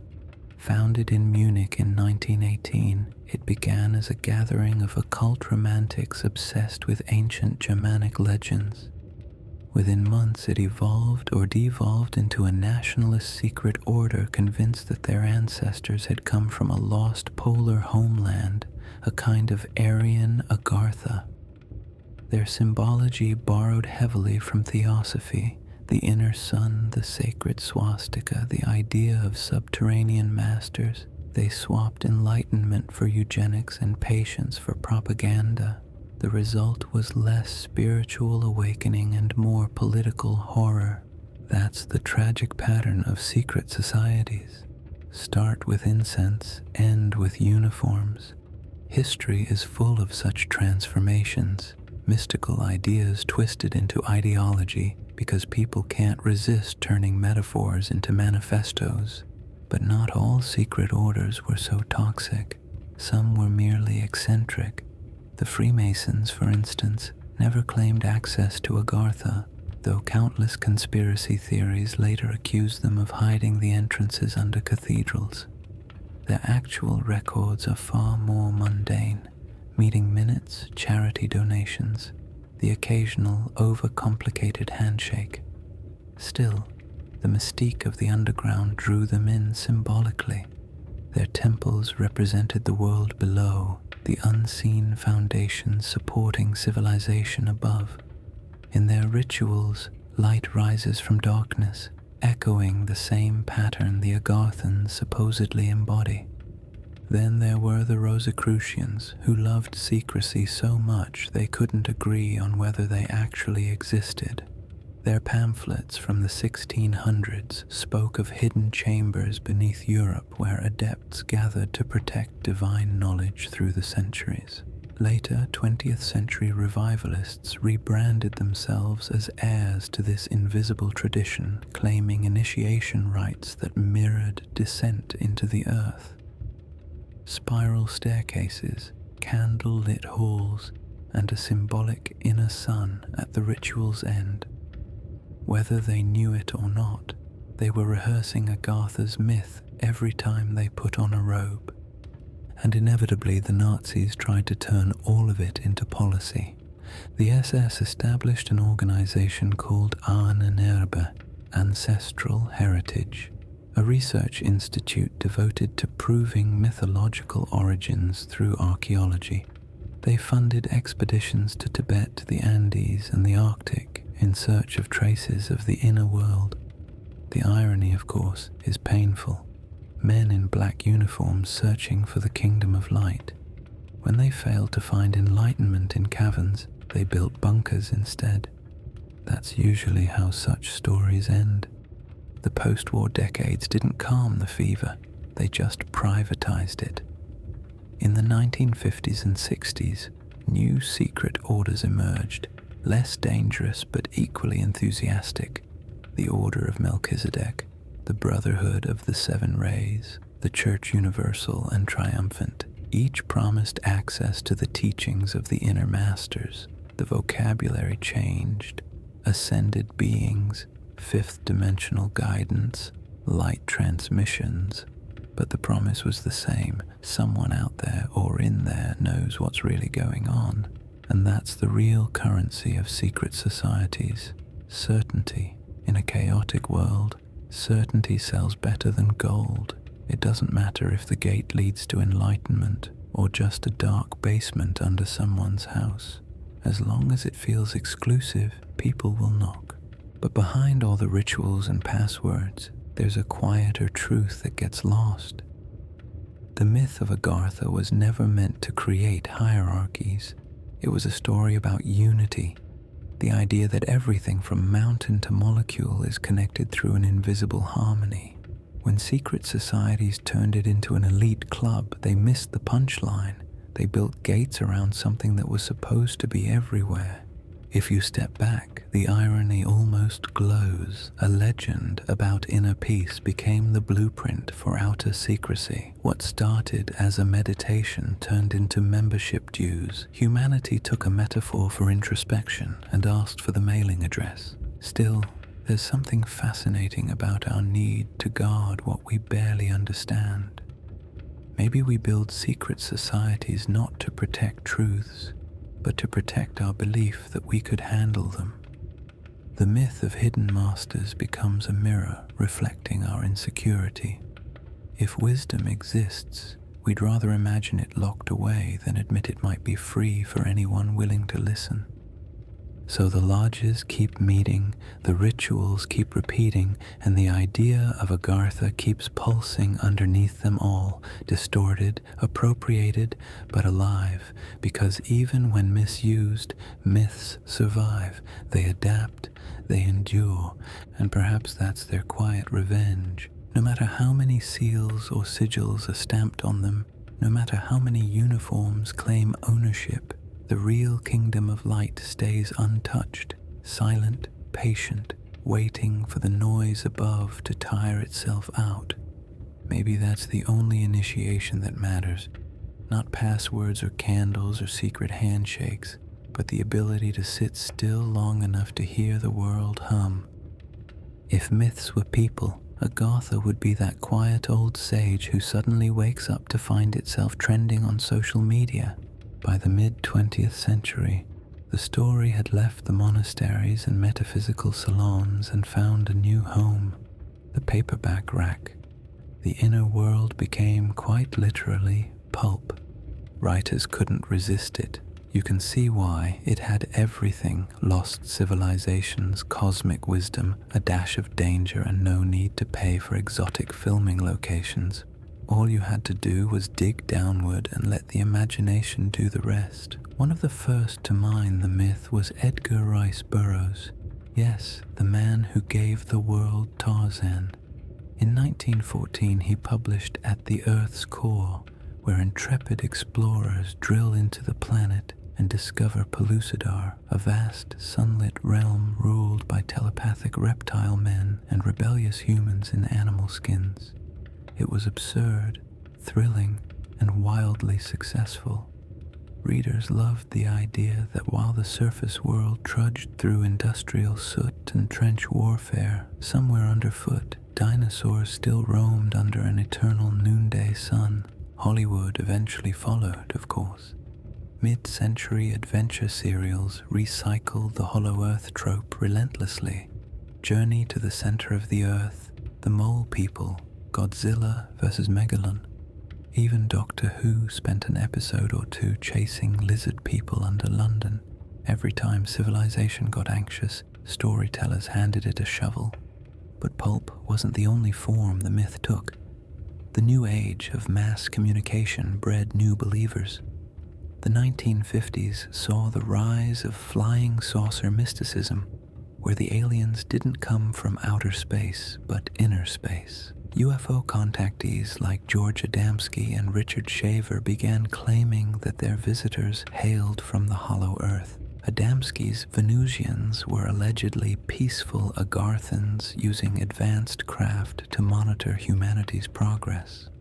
Shaver, on the other hand, heard voices from sinister subterranean Deros, degenerate remnants of an ancient race tormenting surface dwellers with invisible rays. It sounds like science fiction, and it was, but in an age terrified of nuclear annihilation, these stories felt strangely plausible. If we were building weapons to destroy the world, perhaps someone underground was watching to make sure we didn't succeed. The atomic bomb gave Agartha a second life. By the 1970s, the myth had fully mutated. The hippie generation inherited it through crystal shops, yoga studios, and UFO conventions. Agartha became a sort of astral co-op, part meditation retreat, part interdimensional embassy. Channelers claim to receive messages from ascended masters named Adama, Sananda, and Telos, who lived in underground cities beneath Mount Shasta in California. They spoke of peace, environmental healing, and occasionally highly specific dietary advice.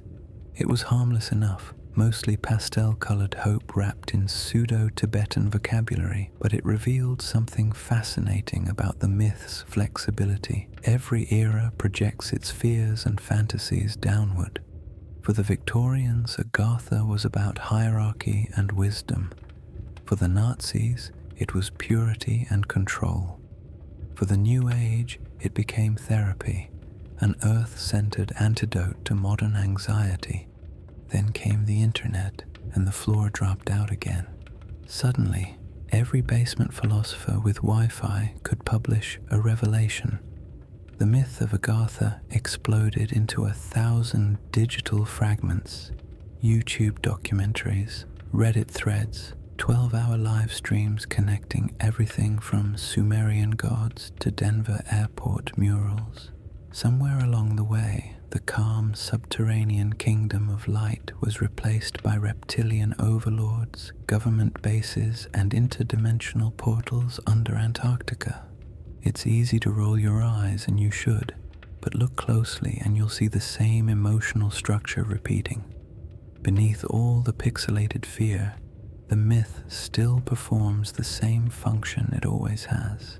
It explains the feeling that someone, somewhere, knows what's going on when we don't. In the early 2000s, the Agartha as alien-based narrative took on new urgency. Satellite images of Antarctica, the last truly blank continent, circulated online with suspiciously round craters. Fringe documentaries claimed secret Nazi installations, crashed UFOs, and entrances to the inner world. Mainstream scientists, of course, had a simpler explanation: ice collapses, shadows, and pareidolia, the mind's tendency to see meaning where there isn't any. But by then, myth had gone viral. And once a story hits the internet, it doesn't evolve. It metastasizes.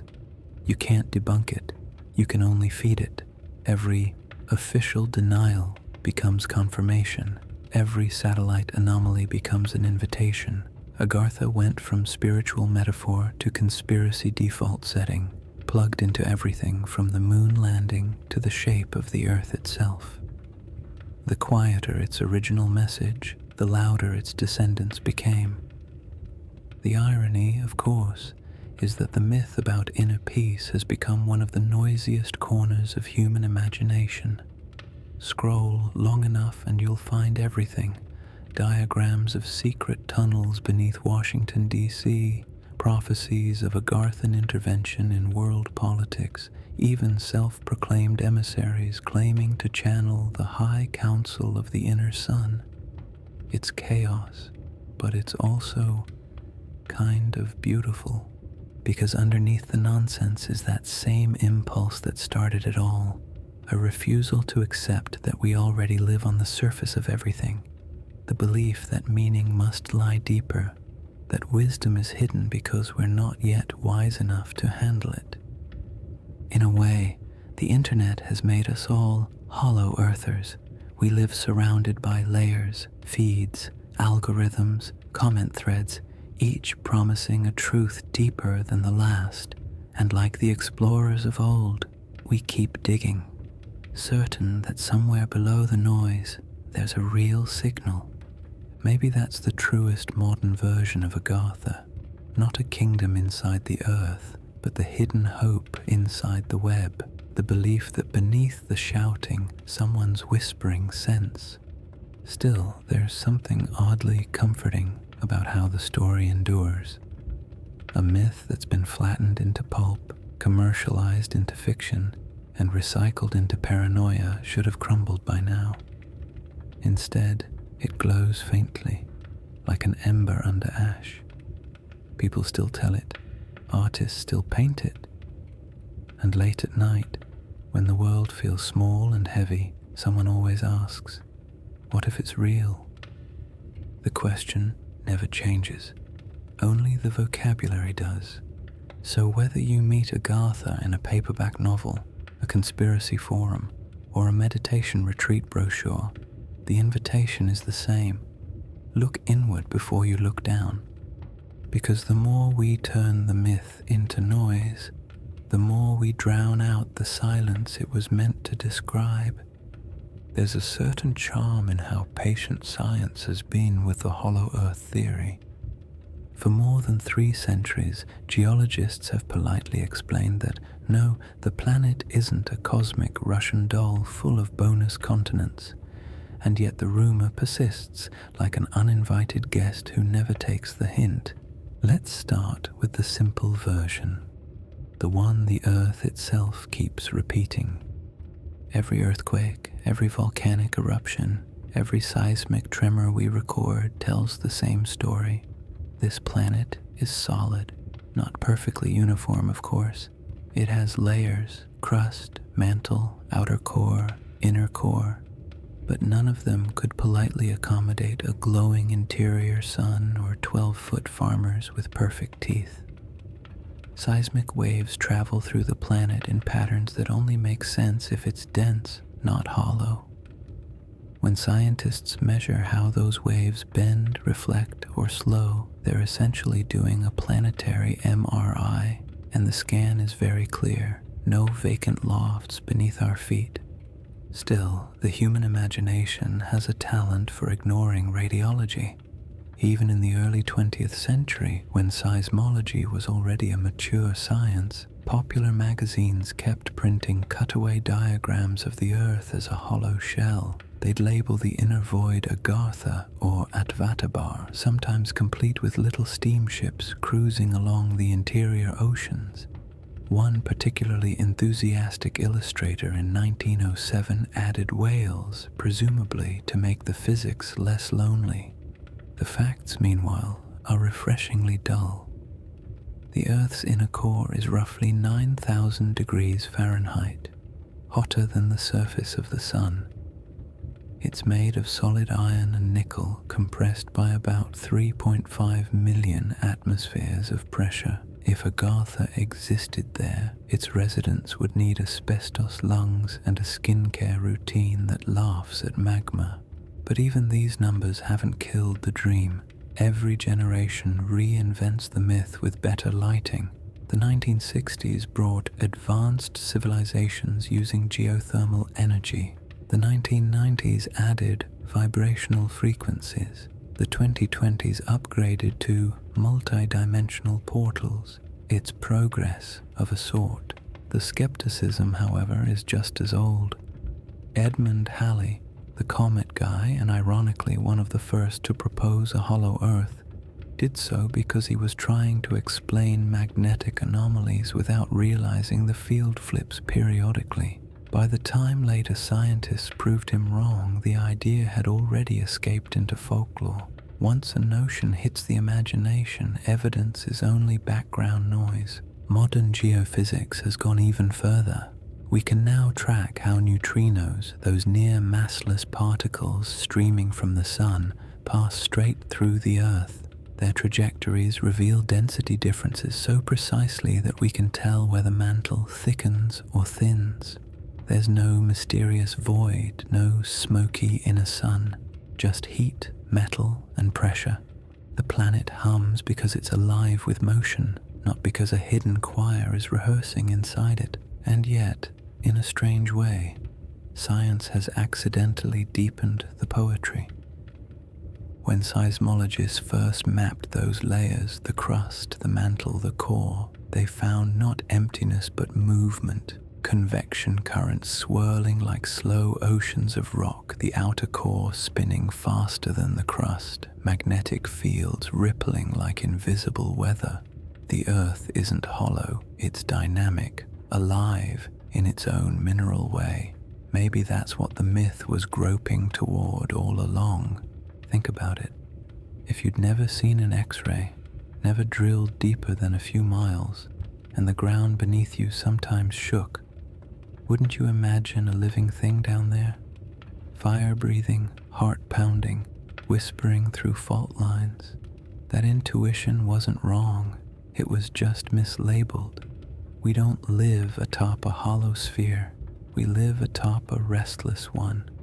Even the so-called Earth's hum, first detected in the 1990s by Japanese geophysicists, offers a kind of poetic consolation. It really does exist, a global vibration at frequencies between 2 and 7 MHz, caused by ocean waves colliding and reverberating through the crust. It's not mystical, but it's musical enough to make you pause. The planet does sing, just not in words. You can almost forgive the mystics for hearing intention in that sound. A constant low murmur too deep for human ears, whispering from beneath the sea. If you didn't know it was physics, you'd call it prayer. So perhaps science hasn't killed Agartha, it's just translated it. The kingdom of light becomes a core of molten metal. The inner sun becomes pressure and plasma. The hidden masters become the laws of thermodynamics, strict, invisible, and indifferent. It's less glamorous, but no less humbling, because the more we understand the earth, the more alive it seems, not as a benevolent god, but as a system of astonishing complexity. A billion-year heartbeat, pulsing heat outward, recycling continents, feeding every forest and storm above. That's not hollow, that's intimate. Still, people want the story.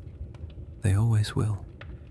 Maybe because a planet full of magma feels colder, somehow, than a planet full of meaning.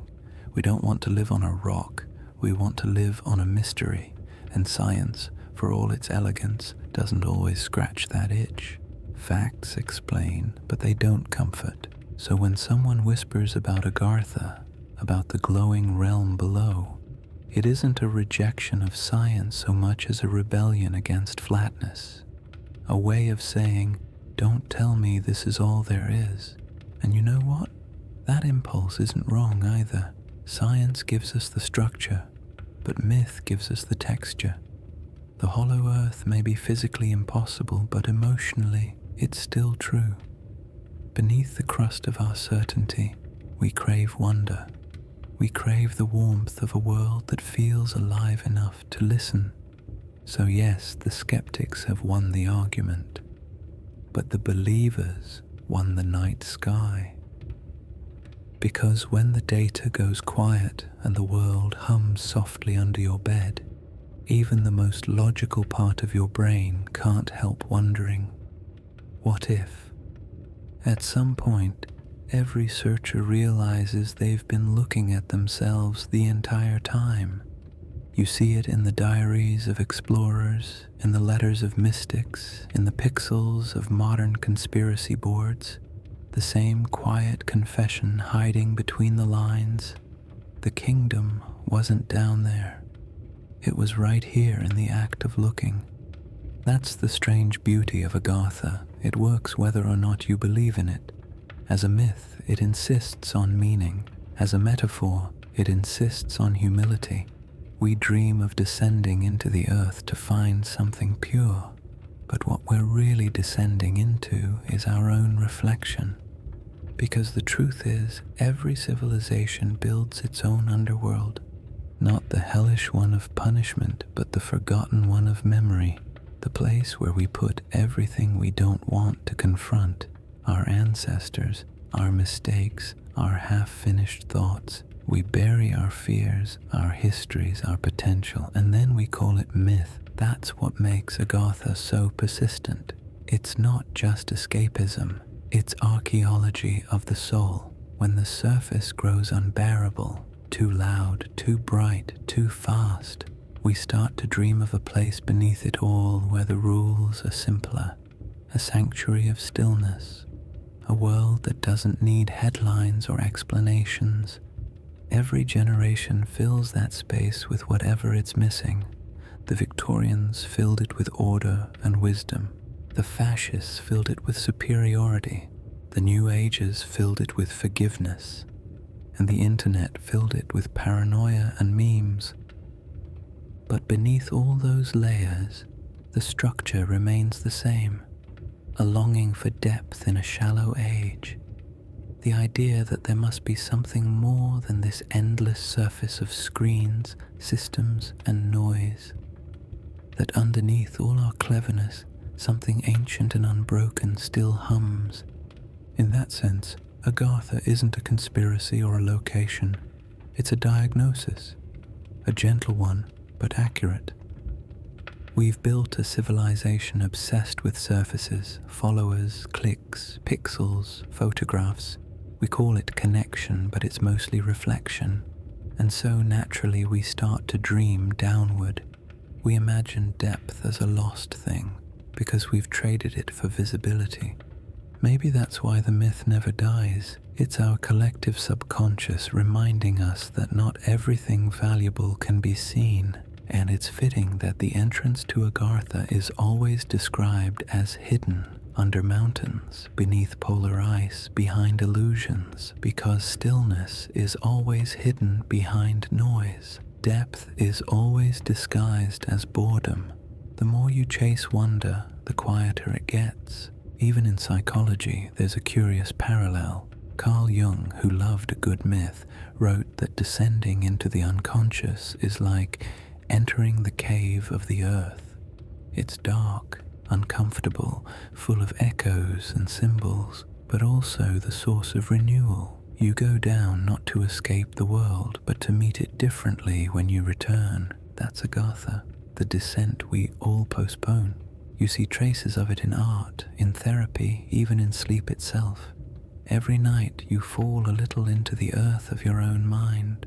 You sink through layers, worry, memory, dream, and somewhere at the bottom you find stillness. A brief, golden city of silence where nothing hurts.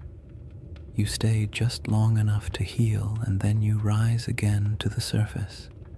Every morning is an expedition back from Agartha. Maybe that's why so many of these old stories sound like lullabies disguised as adventures. They're instructions for rest. Go deep, they whisper. It's safe down there. And maybe we've taken the metaphor too literally. Maybe we built machines and maps and governments trying to dig our way into something that only opens when you stop moving. It's a bit tragic and a bit funny that we turned introspection into expedition. But there's also something profoundly human about it. We are, after all, explorers by nature. We need direction, even when the destination is ourselves. And if myth is what helps us walk that path, then Agartha has done its job perfectly. The irony is that the very tools we use to debunk it, the seismographs, the satellites, the data, all come from the same impulse, the need to know what's beneath. The scientist and the mystic share the same instinct. They just use different lanterns. So when the skeptics scoff and the believers insist, both are telling the same story in different dialects. We want to understand the hidden structure of things. The difference is only in tone. One says data, the other says divine. And the myth of Agartha sits quietly between them, smiling. Because in the end, the hollow earth theory doesn't survive because people are gullible. It survives because they're lonely. It's comforting to imagine that somewhere under all this chaos, a wiser civilization hums along, watching over us like patient parents waiting for their noisy children to fall asleep. Even if it isn't true, it feels true. And sometimes, especially late at night, that's enough.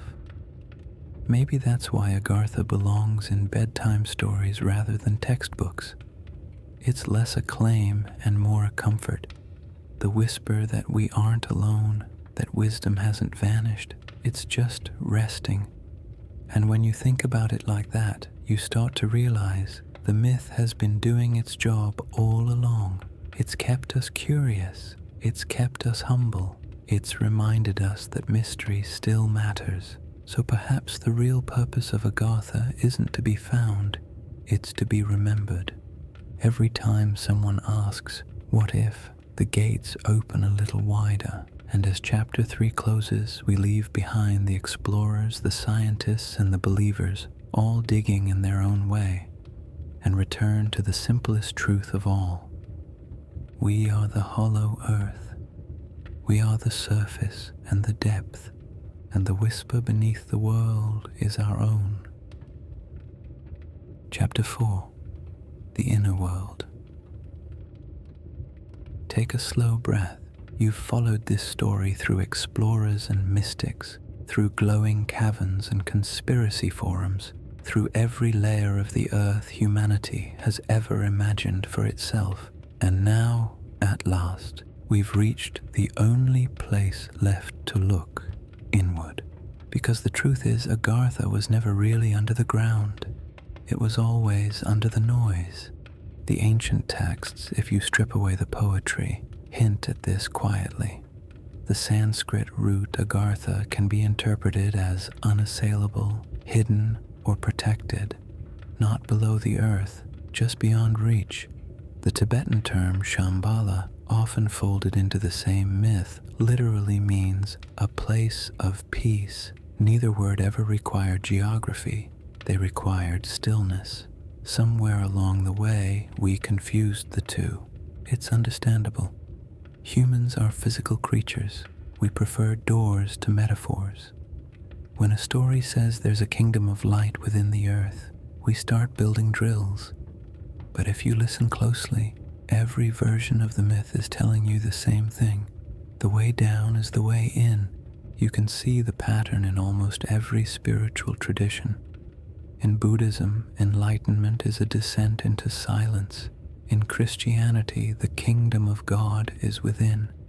In Greek myth, heroes venture into the underworld not to escape, but to learn. Even psychology follows the same contour. Jung's descent into the unconscious, the miner's journey into the self. It's all one story, retold in different accents. Go deep enough and you'll find light. That's what Agartha might really mean. Not a city of glowing stone, but a depth of awareness that glows quietly on its own. The place you reach when you stop trying to reach anything. Imagine it this way. The world has two surfaces. The outer one, streets, screens, schedules, and the inner one, made of memory, imagination, and quiet. Most people live only on the outer surface, where everything is loud and bright and fast. But sometimes, by accident or exhaustion, you slip through a crack and land inside yourself. Maybe it's while watching a sunset, or staring at the ceiling at 3 a.m., or listening to rain. For a moment, everything stops demanding. That stillness, that weightless awareness, that's Agartha. It doesn't need torches or maps. It doesn't care about explorers or skeptics. It doesn't even notice whether you believe in it. It's always there, like the quiet undercurrent beneath every conversation you've ever had. You don't find it, you remember it. The myth just gives it a shape so we can talk about it without sounding sentimental. A kingdom beneath the earth.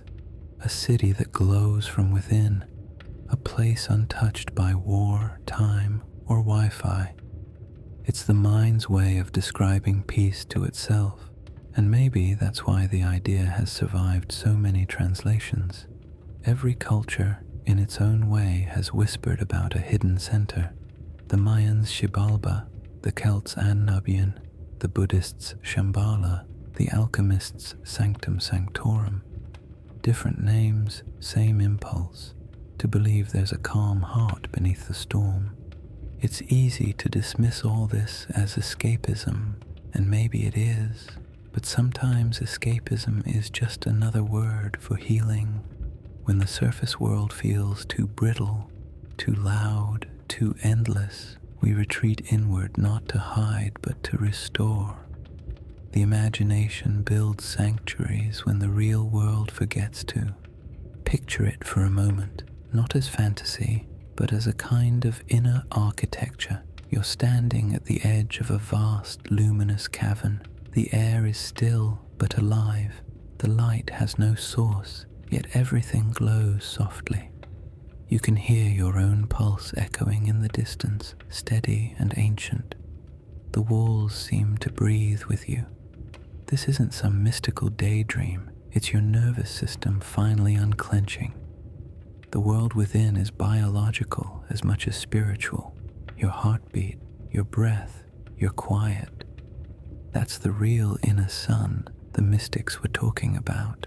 The warmth of being alive, constant and unextinguished. And when you realize that, the whole story of Agartha changes tone. It stops being about discovery and starts being about recognition. You don't need to believe in immortal beings or crystal cities to feel it. Just notice the stillness that hides under your own thoughts. That's the same light the mystics named 1,000 ways. Maybe the hidden masters weren't teachers at all, but memories of our best selves. Patience, compassion, curiosity, waiting for us to dig back down to them. Maybe the entire myth was an elaborate reminder that wisdom isn't lost, just buried under centuries of noise.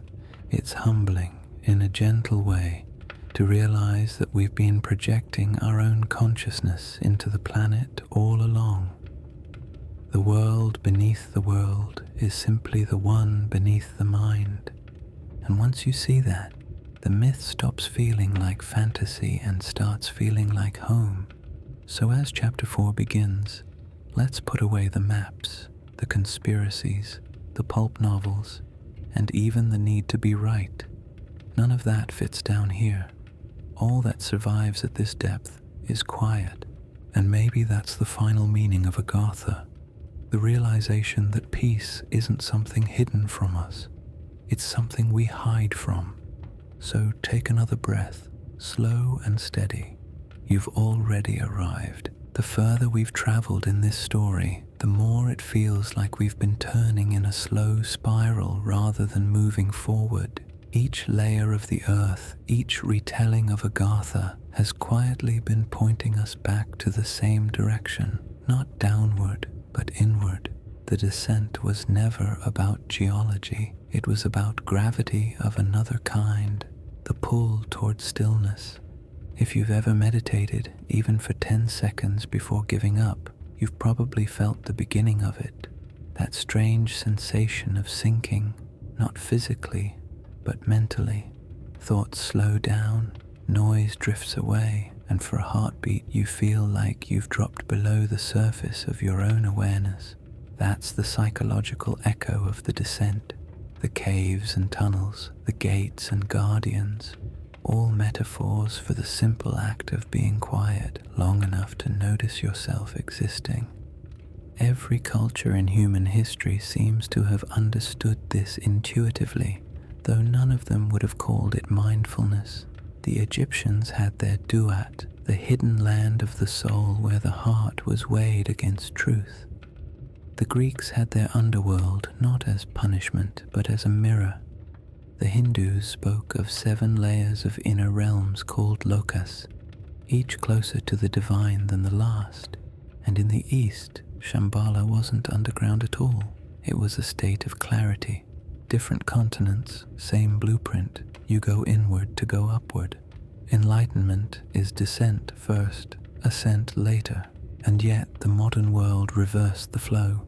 We chase altitude, status, progress, visibility, while depth quietly collects dust.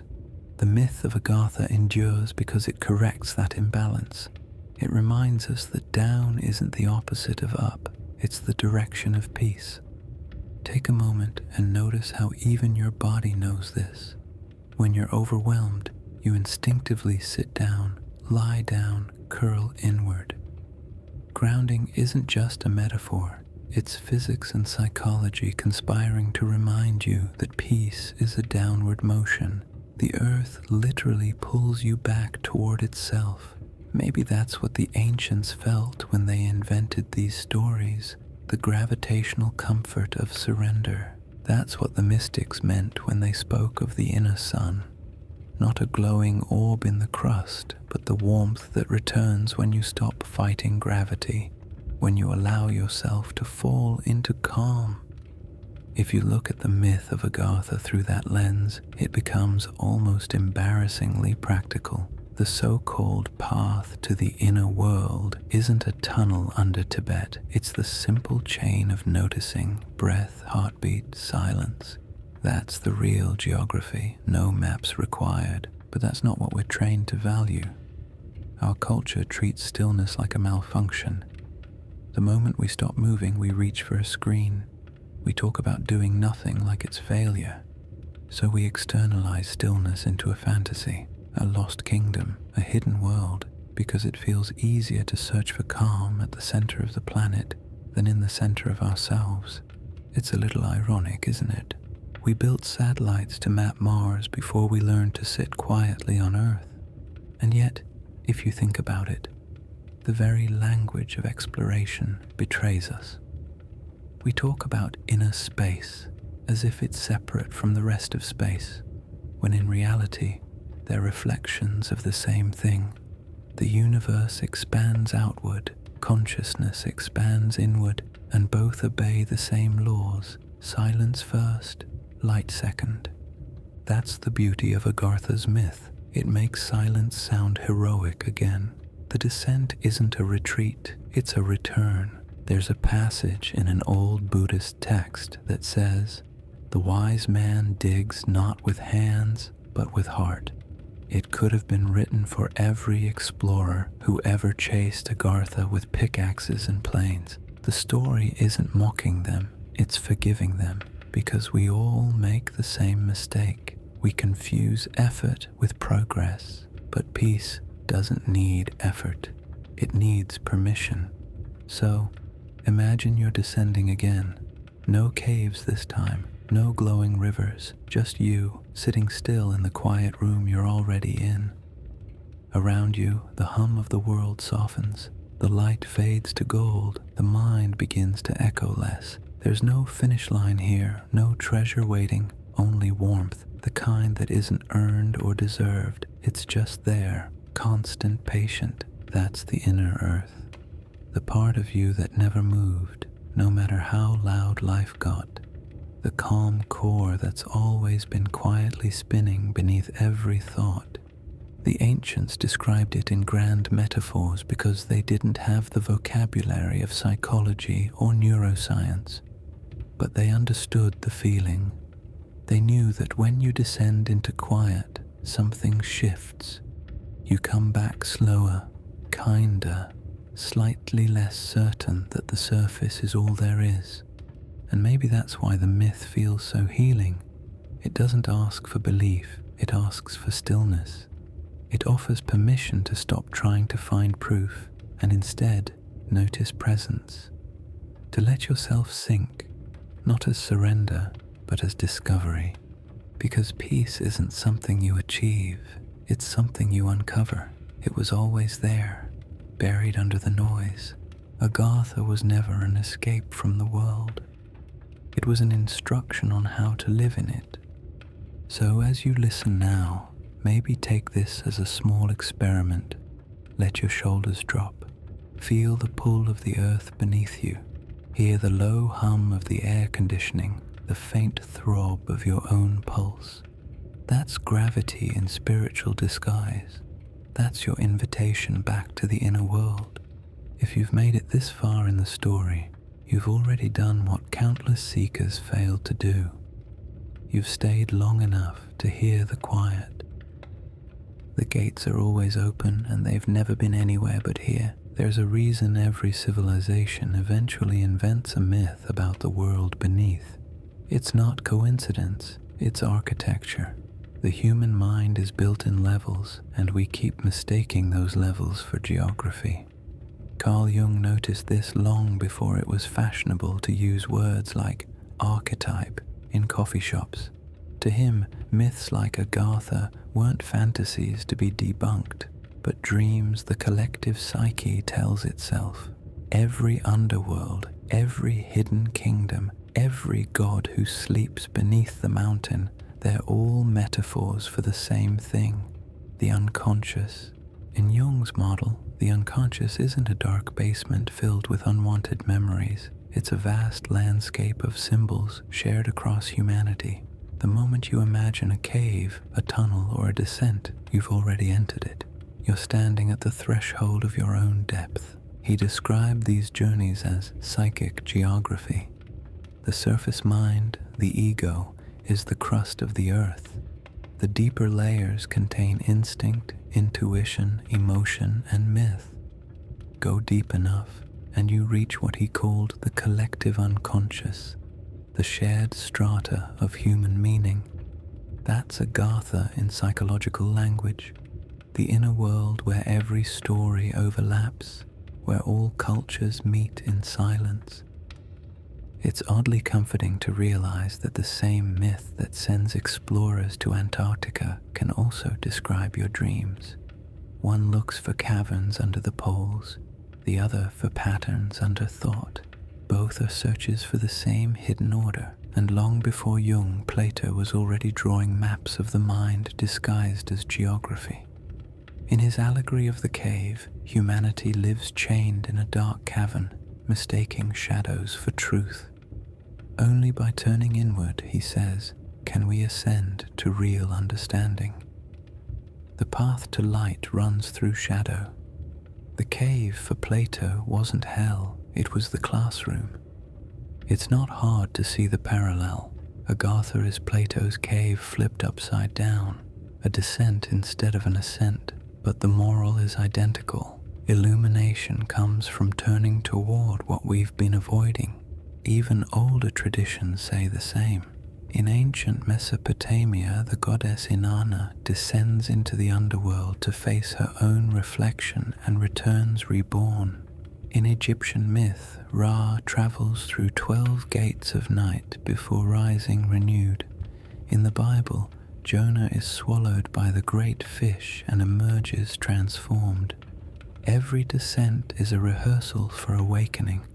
The pattern is universal because it's biological. Consciousness, like the planet it lives on, operates in cycles, day and night, waking and dreaming, surface and depth.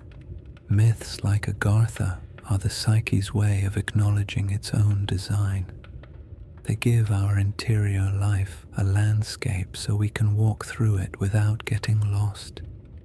And maybe that's why the story refuses to die. Even as technology strips the mystery from the physical world, the mind still demands somewhere to explore. We can map every inch of the earth, but we can't stop dreaming of secret doors. You see, the real cave isn't underground, it's inside perception. Every time you pause between thoughts and notice awareness noticing itself, that's the entrance. The act of reflection is the descent. And if you stay there long enough, you'll discover what all these ancient teachers and modern analysts were trying to say. The deeper you go into yourself, the less separate you feel from everything else. That's the real enlightenment. Not floating above the world, but realizing you were never outside it to begin with. It's strange, isn't it, how philosophy and psychology, myth and geology all converge here, at the border where metaphor becomes meditation. Plato built his cave out of logic. Jung built his out of dreams. The Theosophists carved theirs out of crystal and prophecy, but all of them were describing the same architecture of awareness. And if you look at it from a distance, it's almost funny.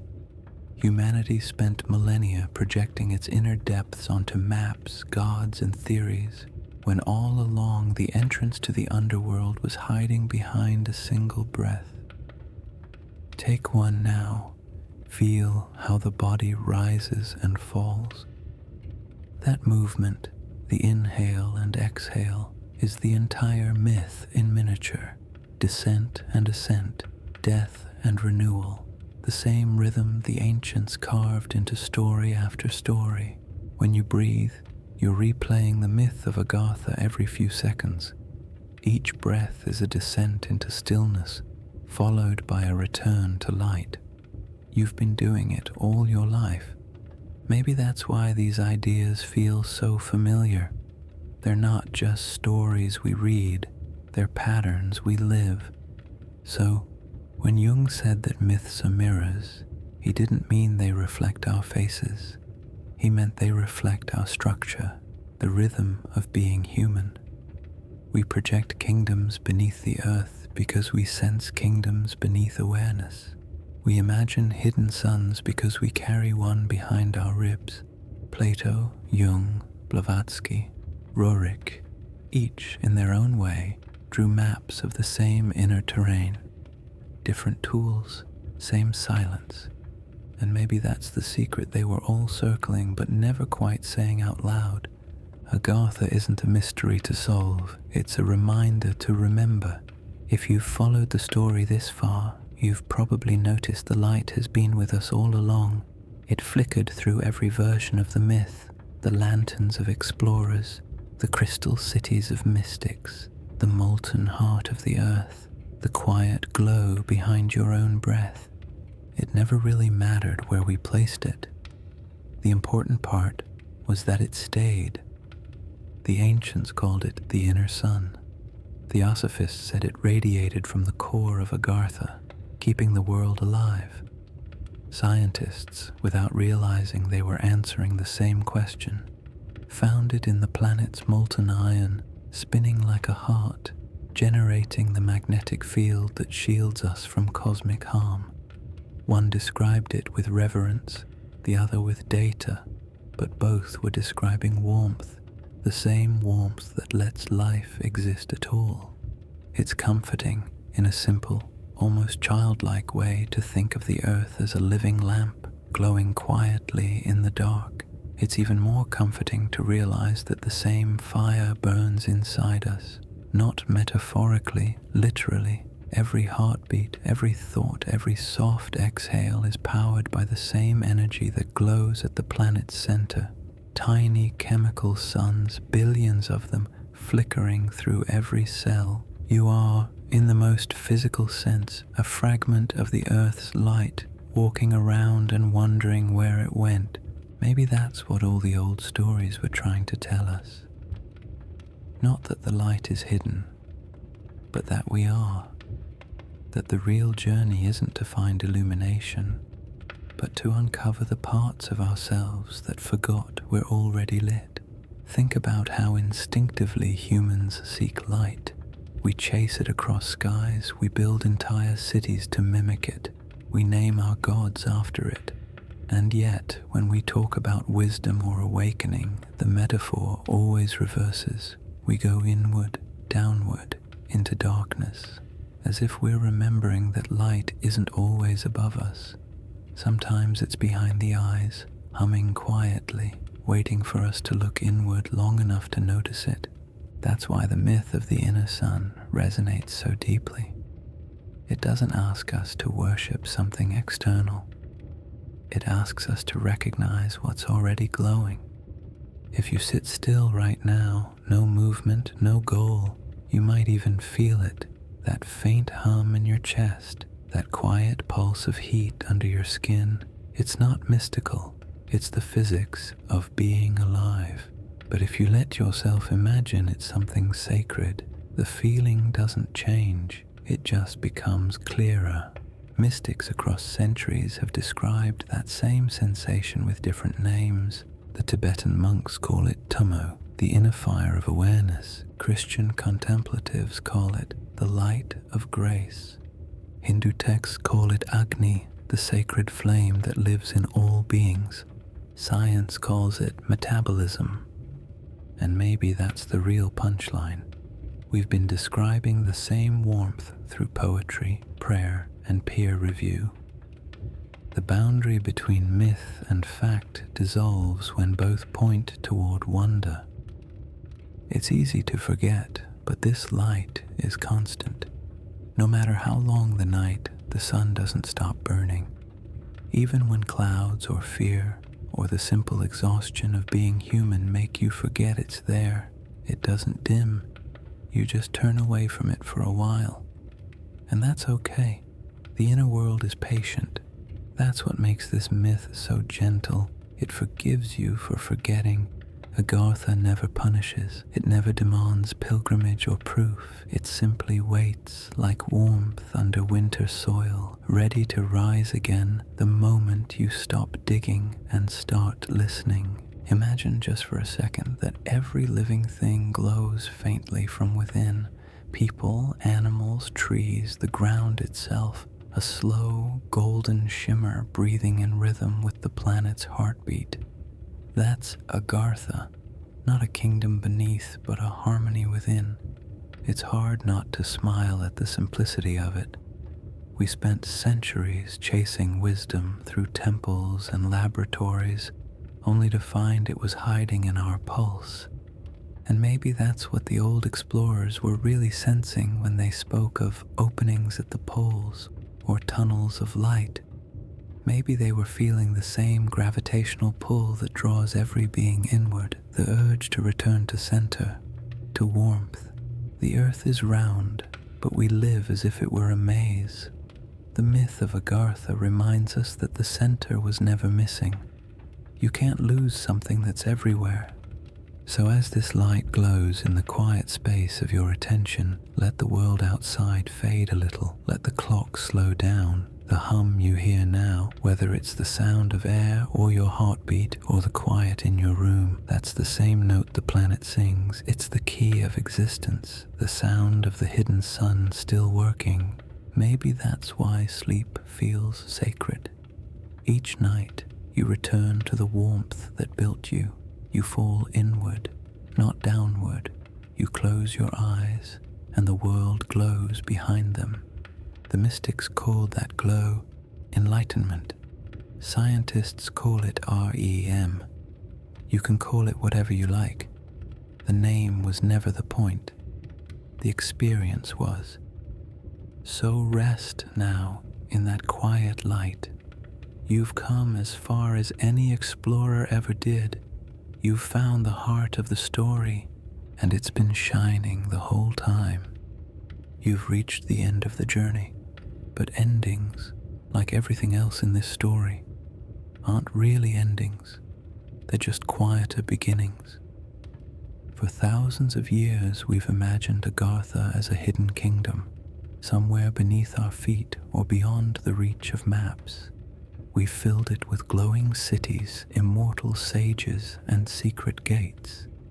We've tried to find it with compasses, with prayer, with dynamite, with meditation. And all that time, it's been sitting patiently, closer than breath, waiting for us to stop searching long enough to hear it. That's the soft paradox of the myth. The harder you chase it, the further it moves away. The moment you let go, the moment you stop needing it to be real, it appears, not as a place, but as peace.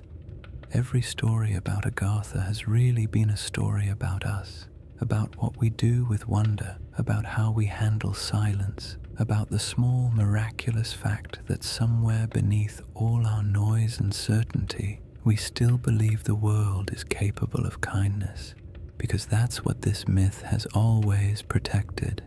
The belief that something gentle still exists, that beneath our mistakes and arguments and catastrophes, there's still warmth, and that maybe, if we could quiet down long enough, we'd hear it humming again. That's why Agartha still whispers through culture, through art, through late-night documentaries and half-forgotten forum posts. We keep retelling it not because we need another mystery to solve, but because it reminds us there's still mystery left, and maybe that's the real treasure it's guarding. Not secret technology, not lost wisdom, but awe itself. The ability to look at the world and feel for just a moment that it's bigger and gentler than we are.